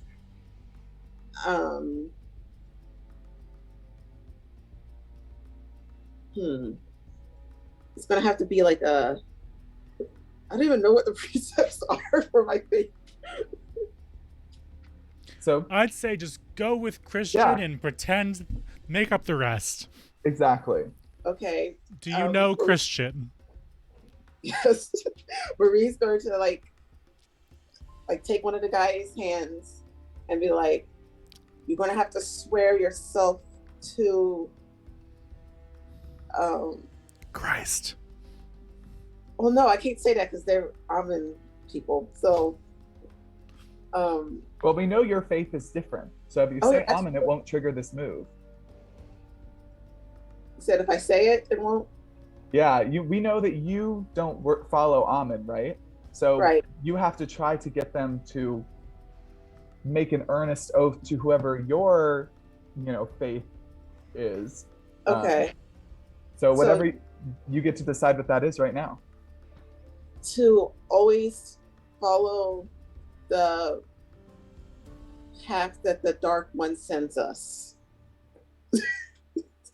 I hope all y'all are taking notes that apparently Marie follows the Dark One. I'm writing that down. We're just all a bunch of edgelords. I see how it is. Honestly, I'm not at all. honestly not I'm surprised. so soft. Roscoe's so pure. I just want Roscoe's a good boy. I'm a simple man. Apparently Marie's a devil worshiper. Follow the faith until the trumpets sound. Okay. Well, this to me sounds like a roll. Trying to get this person to, let's see. This sounds like a command to me. Do you have command? Let me see.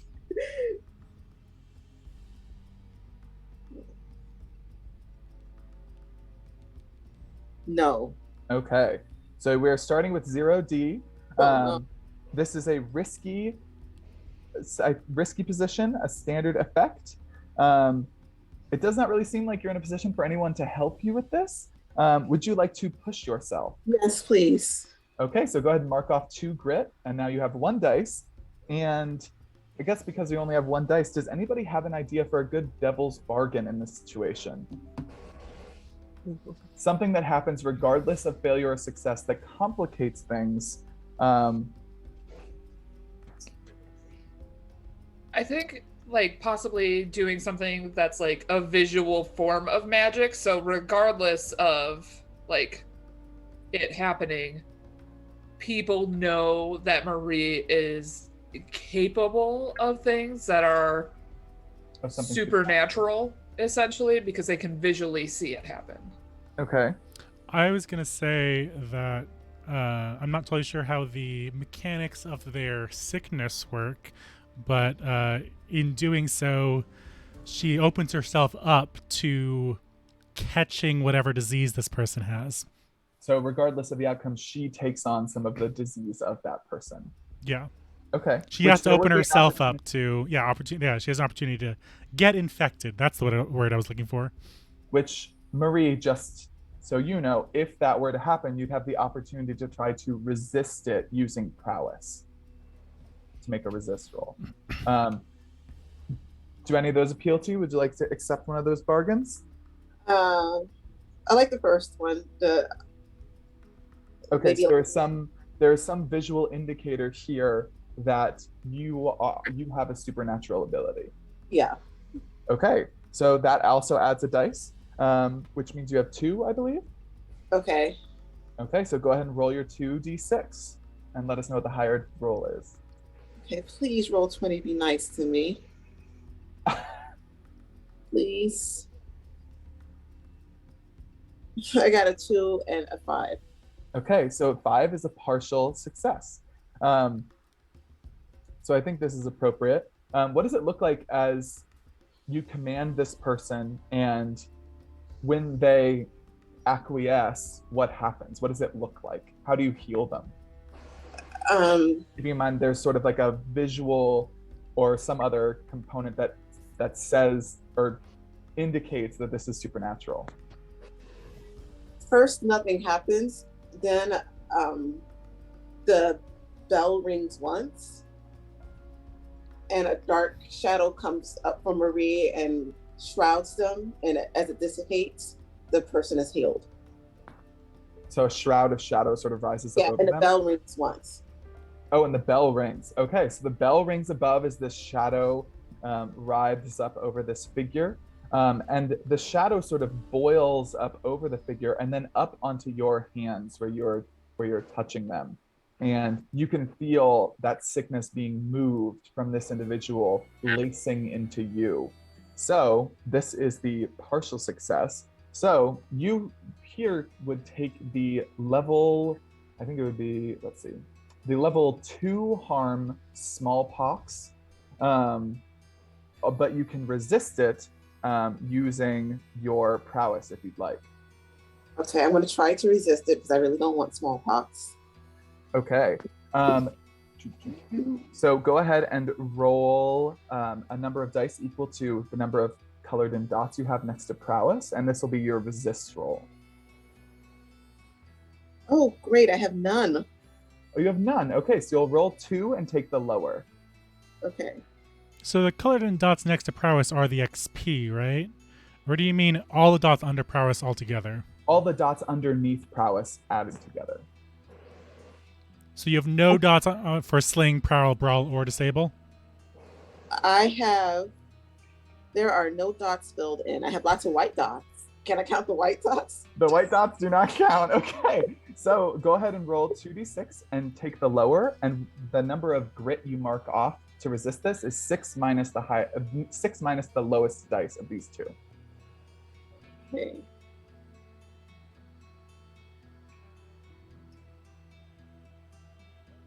Four and 3. Okay, so you mark off 3 grit.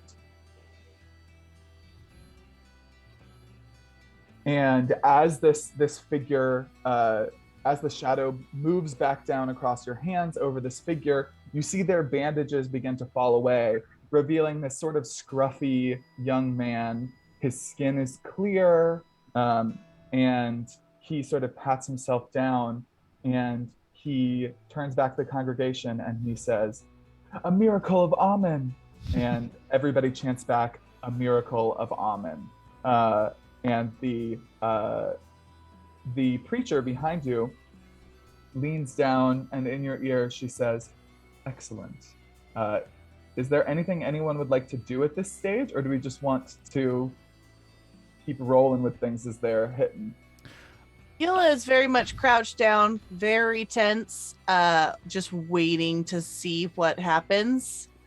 Because I very much want to see how they are going to react to this happening. And what this sermon looks like. Like, I'm prepared to like cover my ears almost for the sermon. Do you know what I mean? Like, I don't trust what's happening here. Mm-hmm, I think we need to know more information of what's happening. And so what Agony is going to do is she's going to pull out her pistol and very quietly load some bullets into the chamber. And she's going to kind of look over the top of the balcony edge just to make sure she could have a shot if she needed one. But she's not going to aim yet until something either bad happens or like, because she will have to reveal herself to be able to take a shot properly. So she's not aiming up yet, but she is preparing herself in case she needs to. Okay. And Roscoe, what are you doing? How do you feel as you watch this happen? I'm stressed that Marie could be a servant of Amen, and we're here to stop Amen. And I don't know what this means. And I'm just gonna reach inside my coat and hold on to a gun just in case, but sitting like arms crossed, but one hand is inside my coat on a gun, just resting near my hip. Okay. So it sounds like everyone's sort of getting ready in case something goes down, but nobody's taking action yet. Okay. So the preacher at this point squeezes your shoulders, Marie, and she says, "Now rise and accept the offering of Amen." And she goes over to the altar and pulls from beneath it a cloth that she begins to spread down on it. And she reaches down and she pulls out a small bowl filled with something that sort of moves around inside of it, pulls out a goblet. What do you do? Oh, this is weird. I'm going to act like I'm really tired. Okay. I don't know how true or false that is, but I'm like, I'm sorry, I gotta get home. You're like, oh no, actually I can't rise. Is that what you're thinking? Yeah. Okay. Ooh, maybe like your powers took a lot out of you. They may not have actually done it, but you're just kind of like... They took the sickest person to me, so yeah. Okay. So you just say, what do you say? She turns to look at you expectantly. I don't have the energy to rise. I gave it all to Theo. And she says, "Not a worry, dear. Of course, I will bring Amen's blessing to you." And she picks up the bowl and the goblet, and she walks over to you, and she reaches into the bowl and pulls out a very small hellstone, and she says, "Open your mouth, dear, to receive Amen's sacred flesh." Clearly indicating for you to eat this hellstone.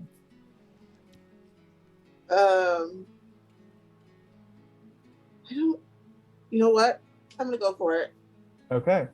I'm gonna it's fine. As she like walks to go for it, Roscoe is just gonna start coughing aggressively loud and then make gagging sounds to just like try to pull attention away from this, and just, I think I'm getting sick.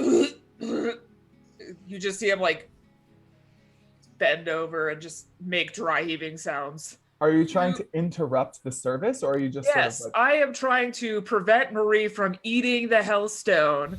Like, I've seen Beulah lick it, which is fucking weird. I don't need another person ingesting any more Hellstone. We've already got enough weird shit happening. Okay, so you are trying to interrupt the service. That is definitely an action roll. So I think this is sway. How does that sound to you? Is there something else you had in mind? No, sway works for me. Okay, do you have Because- an action rating in sway? I do. I have 2. Oh, sick. Okay, so you got 2 dice to start. This is a risky position. I think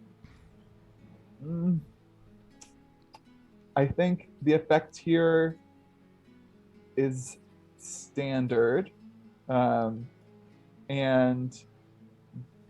is anybody helping you somehow? I don't really know how they would manage that. Does anybody have any ideas?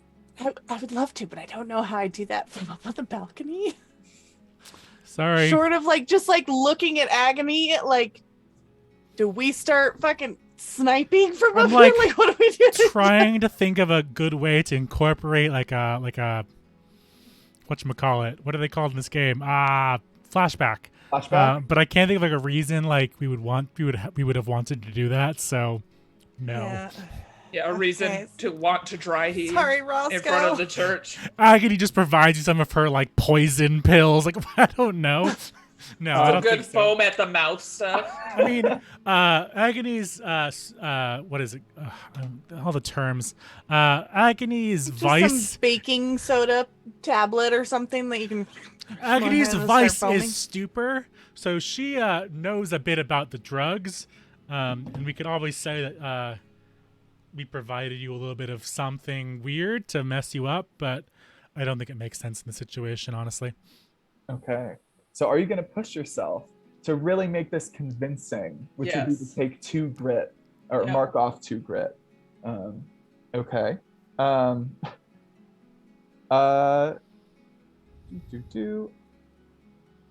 Let's see. Normally players call for a devil's bargain, like you all ask for one. Good to know.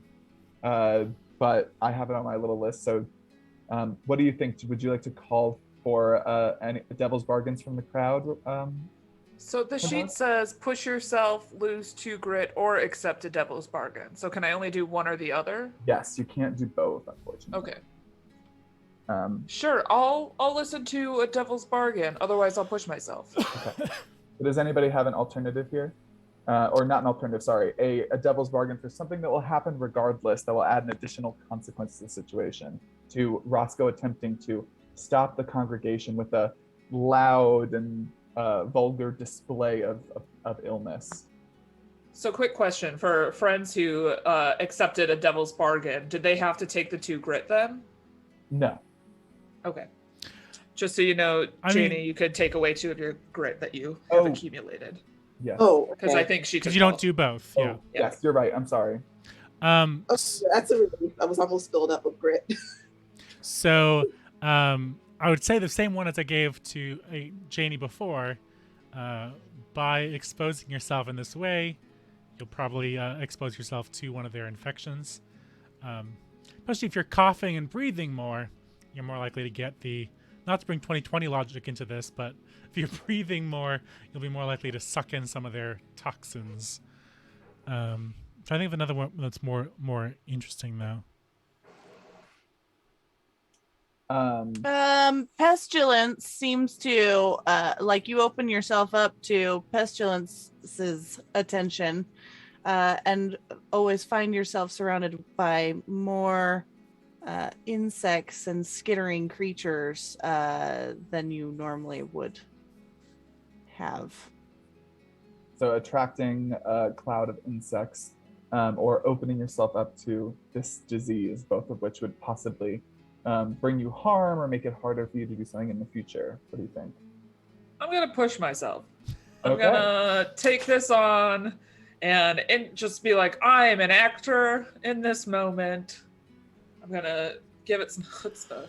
Okay, so it sounds like you've got 3D then. So Mhm. go ahead and roll those and tell us the highest. 6. A 6. A 6 and 2 1s. Okay, so with a standard effect, you are able to halt the sermon before this Hellstone goes into Marie's open mouth. So what does this look like? How does it go? I mean, Roscoe is like head down behind the pew, just making dry heaving sounds. So like you can see shoulders that are just like heaving forward. And just trying to give Marie an opportunity to either pretend like she ate the Hellstone or just not do it at all, by like refocusing her back on him. So trying to like distract from all of this hullabaloo that is this service. Okay. So the preacher sort of lifts her head up, that red veil obscuring her, sort of rustling next to Marie's ears. She looks up at you, and she puts the Hellstone back in the cup, in the bowl, and she says, "It seems the companion that you brought also requires your healing touch, Marie. Would you like to call your friend forward?" Yes. Like guardian. I don't... While she is making a distraction, can I survey the area and the congregants and see if there's any other information I can pick up from how they respond to the distraction? Absolutely. So, do you have survey? That's a great question. I should have looked up before I said that, but that's fine. I do things before I think. That's fine. I do have survey. Great. Okay, I could see survey working here. So go ahead and take a number of dice equal to your action rating there. And this is a risky position because you're still in a risky position. Nobody's changed that quite yet. And I think your effect here will be standard. Is anybody helping? I think the most obvious one for this is Beulah. Yeah. I like, if I can just assist. I don't know how I would assist other than come over and give you a pat on the back. We kind of have Good our job. eyes split, so can we say this is like a group roll, and the two of us will Yes. kind of survey the area, and if it would, her helping would be looking at other parts from a different point of view, literally. Yes. Yes. Is that you saying you want to lead a group action? Sure, I think that makes sense in the situation. Okay, so you'll roll for each character who participates in this action. So you'll roll for both of you. And so you can add an extra, or sorry, how many survey do you have, Beulah? Oh, wait. Oh, no, it's just help. Okay. Yeah, so go ahead and add 1d. Cool. So that's 3. Should I roll 3? Unless you'd like to push yourself or ask for a devil's bargain. I mean, unless someone has a particularly juicy devil's bargain, I think I'm fine with where I am right now. Okay. Big oof. My highest roll is a 5. A 5. Okay. So that is a partial success. So what does it look like as the two of you are sort of looking around? So I think we take the initiative of we hear Roscoe kind of coughing and freaking out. We can kind of tell from our work previously that we know that he is trying to get them to stir, to mix up, and to kind of put the priestess at a bit of a disadvantage. And so the two of us are going to peek up over the balcony and kind of resurvey the room again to make sure there wasn't anything we missed, or she doesn't reveal anything while she is kind of thrown off guard. And then as soon as she starts speaking again, we're going to duck back down behind the balcony edge. Okay, so you're looking here for some new information, some sort of opportunity. Okay, I think by surveying the area, you definitely get the sense that those close to the front are the most ill. And I think you've started to realize that the people in the back, as you are sort of examining them more carefully, looking across this crowd, looking across the room, the people in the back aren't human anymore, or aren't humanoid anymore. The back is closest to the priestess, you mean, right? The back being the closest to you. So you're in the back of the room looking down to the front. Yep. Where the altar is, where Marie is, and where Roscoe is going. And you can see that the back rows, those who are sitting back there, Their bandages are looser, and you can see spines coming off of their body. Some of them have unusual numbers of limbs, like you can see like a third limb sort of hanging out of a sleeve, maybe a shorter limb. Their skin is textured, rough, sometimes scaled. And a couple of them, actually, it looks like their skin itself is clothing, like it's more draped over them than secured to their flesh and bone. They're alive, but not by traditional means. Yes, you would say there's something very, very wrong with a lot of these ravenous saints. And as you survey as well, you can see that there are several exits on that floor that seem to go deeper down underground. And that's where many of the penitents came from. Is there a direction is there a path we can make it to one of those exits without getting caught? You could try to start going down the stair, continuing down the stairs from the belfry. Oh, so they continue from there, down, keep going down. Okay. I'm gonna scoot my way towards Beulah and just say, we aren't gonna get much done up here if we don't do nothing. Do we want to continue down into the pits below this church, or do we want to keep an eye on our friends right now? I think it best if, while they've got them distracted, we continue with the plan. Find out what made those folk like that. You take lead and I'll get your back. And I'd just like to I'm leaning go on ahead. Yeah, I'm leaning on Beulah's kind of skills as a tracker and a stealthy person. So I'm gonna let her go forward, but if shit hits the wall, if shit hits the fan, I am ready with blades ready. Okay, so the two of you begin to go down the stairs, and as the consequence for your partial success, two of those penitents in the very back row sense movement up there, and they also make their way towards the stairs. Sorry. Damn it. Luca, No, I was just gonna. I have a special ability that protects me from consequences of detection, Okay, and what's that? but I don't know if it'll cover agony as well. So I don't know if I should just not use it, since that wouldn't really. So do I, but I'm not sure if extend. this is the best Okay. place to use it. Yeah. No. Let's do it. Let's go. Let's Okay. do Chaos. it. Chaos, The two love of it.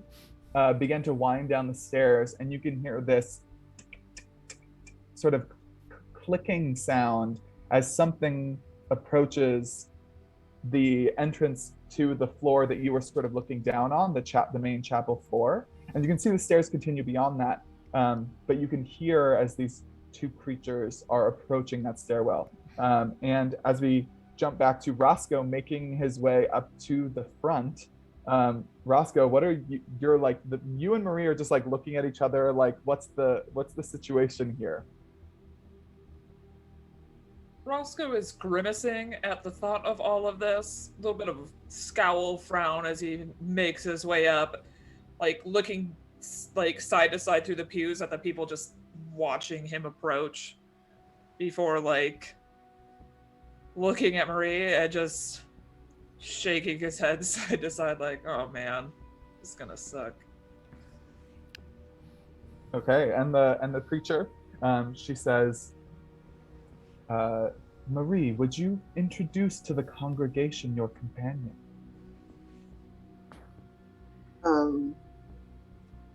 This is my person that protects me.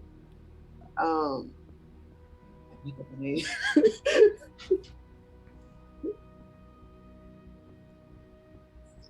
This is Joe. Who's protecting Joe, me?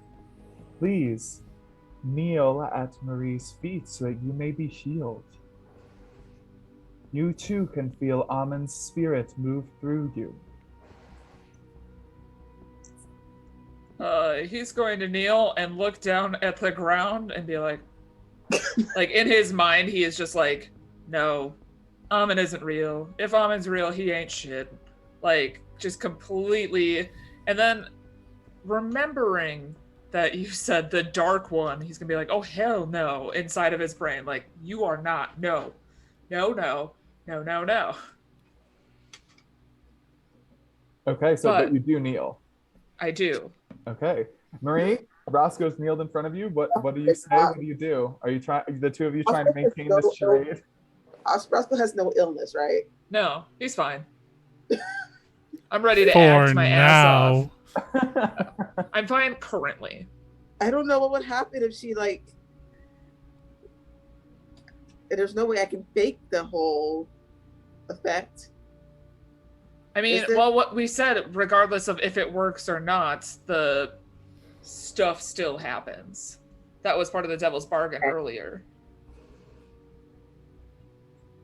Okay, I'm gonna say, my loyal protector, do you swear to protect the chosen one until the trumpet sound?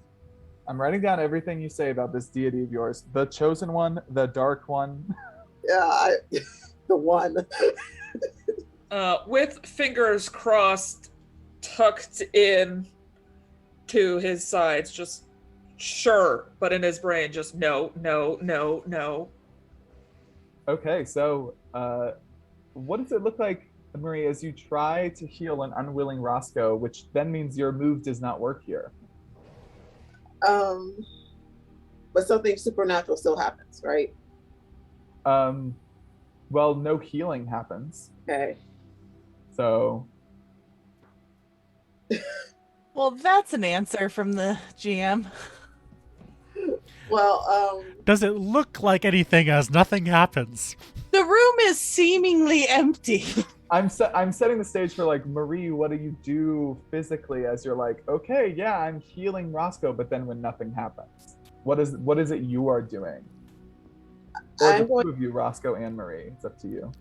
I am going to take Roscoe's hand and say, I will heal you, my servant, and then I will just kind of collapse in the chair. With the intention of what? Looking like I died or got really Jesus Christ. Marie has used all of her power to heal Roscoe. Okay. We are in a church of the undead. They're definitely not going to have a problem if you die. Yeah, so Marie, you just Marie sort of goes full opossum and just plays dead. So Marie, you reach forward and then you're just sort of like, oh, and just like, what, you just go limp in the chair, right? Yeah. Or no, actually, you know what? I fall forward onto Roscoe. Okay, so Roscoe, Maurice just sort of falls forward onto you. And the preacher says, it seems that contact with Amen has brought our dear Marie down. But do not fear, congregation. We know what to do in these such instances. And she reaches to grab Marie's shoulders and pull her. Oh, no. This happens all the time. She just needs to see the sunlight. It helps. I can't explain why because I don't understand any of this. I'm just gonna be right back with her and I'll just stand up with her like draped over my shoulder and just slowly turn to walk away to bring her somewhere that is not here. Casually going to a wrong door. Not out the front door, but just going to one of these side doors, assuming that like, oh, this is a door on the side of this church that I've totally seen. This will go outside. So you hoist Marie up, you begin making these excuses, and as you say sunshine, immediately everyone in the congregation begins to mutter and murmur and look around, and the preacher stands up straight, and she says, blasphemy. This is definitely a sway, trying to trick them into letting you outside. So do you have sway? I do, I have 2 in sway. Beautiful, okay, so you get 2d for that. This is a risky, I think we're gonna say risky standard here. I do think if Marie is willing to mark a grit, that her just like pretending to be dead is a pretty obvious assistance. Yeah, I'm gonna add a grit for that. Okay, so why don't you mark 1 grit and you get an additional D, Roscoe? And do you want to push yourself, or do you want to hear some devil's bargains? I'll hear some devil's bargains if folks have them, but I have I one. think he's okay. Which is that regardless of the outcome, the preacher is going to whip off her veil, which is going to cause you to need to make a resistance roll against a potential psychic injury, basically. I'll do it. Does anybody else have one? Or I was going to say Oh, that. Oh, sorry. go for it, Janie. That Roscoe would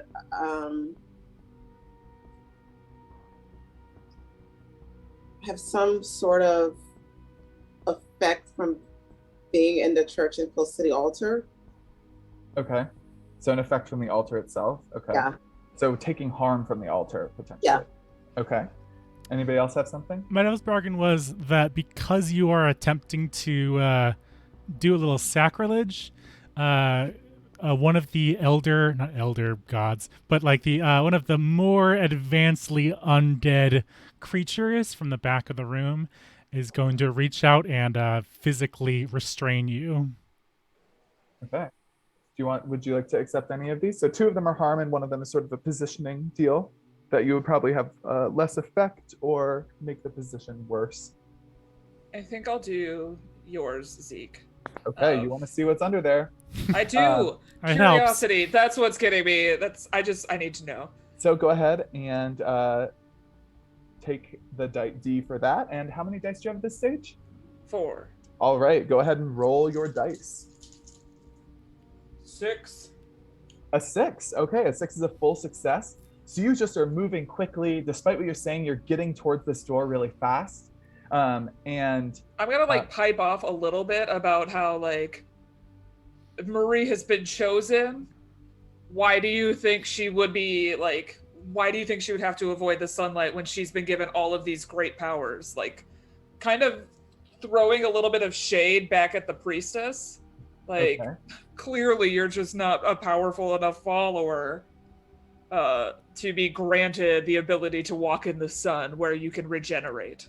Okay, as you're just sort of fast walking out, Marie over your shoulder. Yeah. And as you turn back to say this to her, she grabs the bottom of her veil and pulls it up, revealing that instead of a neck and a head, she has this sort of shapeless, slightly undulating mass of just raw flesh, like just meat, that is pierced all throughout with different, what look to be knives and swords that are literally penetrating her flesh and pushing outwards. And as you see that, you take the level 1 harm. Let's see, what's appropriate for witnessing something really gnarly in this way. The level 1 harm unsettled, unless you would like to resist it. I'll attempt to resist it. Okay. So, I feel like I've seen some weird shit. I've hunted some weird shit. Yeah, this is guts. Guts. Okay, I've got 2 in guts. Okay, so go ahead and roll 2d, and then you will mark off a number of grit equal to 6 minus your highest roll. Okay, so 1. So I rolled a 5. So that great. means 1. Okay, so you only mark off 1 grit as you see this, and you're sort of yeah. What do you react to that at all as you get to the stairs and begin to go down? I shudder a little bit and go to shield Marie's face in a way to keep her from seeing this as well. And then I just open the door and I'm like, it's dark in here. And then I just shut it behind me. Okay. And Beulah and Agony, the 2 of you have been going down the stairs, hearing those footsteps clacking down behind you.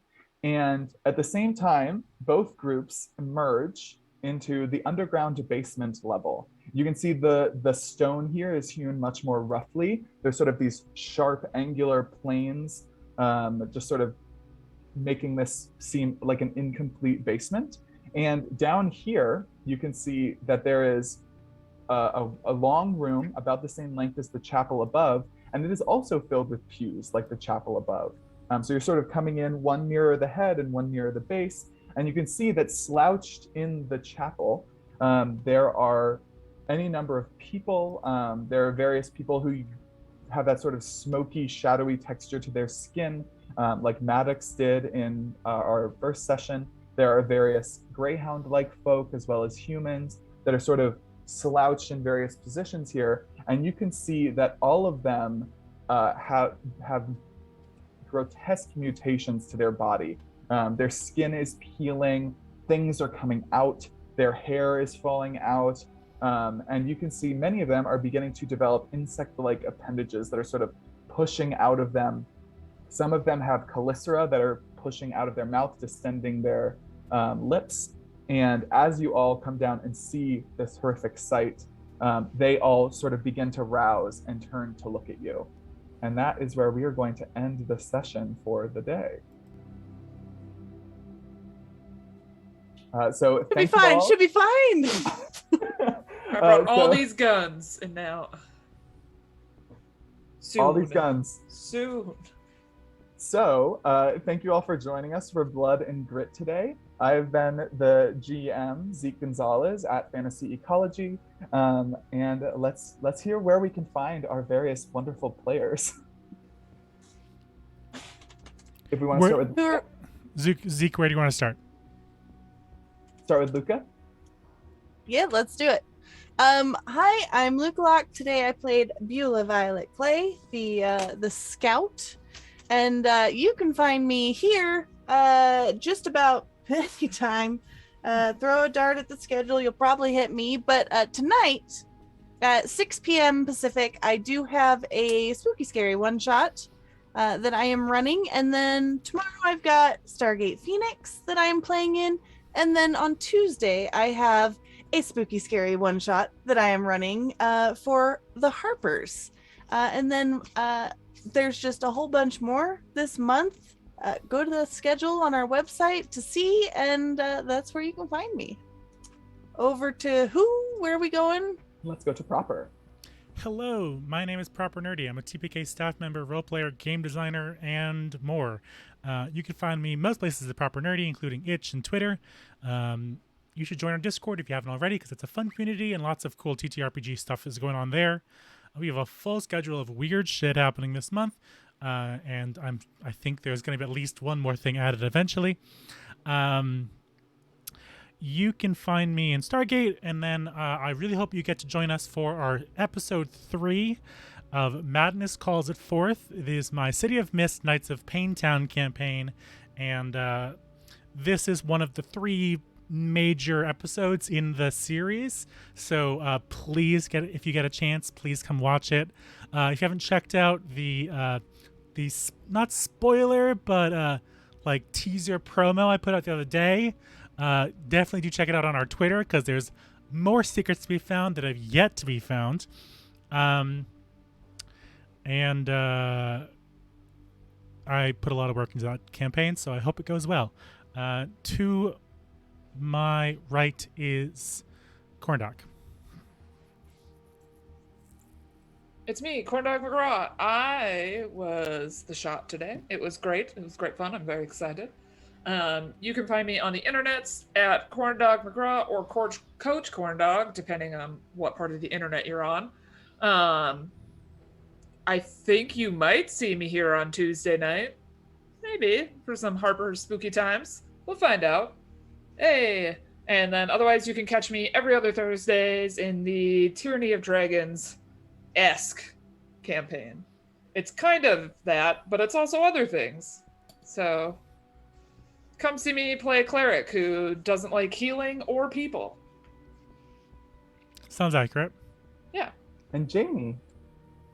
Hi, I'm Janie. I play Marie, who is the dark priestess chosen by the Dark One. We're figuring it out as we go. Totally not a harbinger of evil or anything. There is improv, and then there's making shit up. I also love when we were talking about like the bench of the party. Janie was like, "Well, I think my character's gonna be pretty good, so let's, that we're keeping that in mind." And now it's like, my God, the dark one. But you can still be good. Every villain thinks they're the good guy. It's fine. She's not a villain. She's just got an evil background. You sure about that one?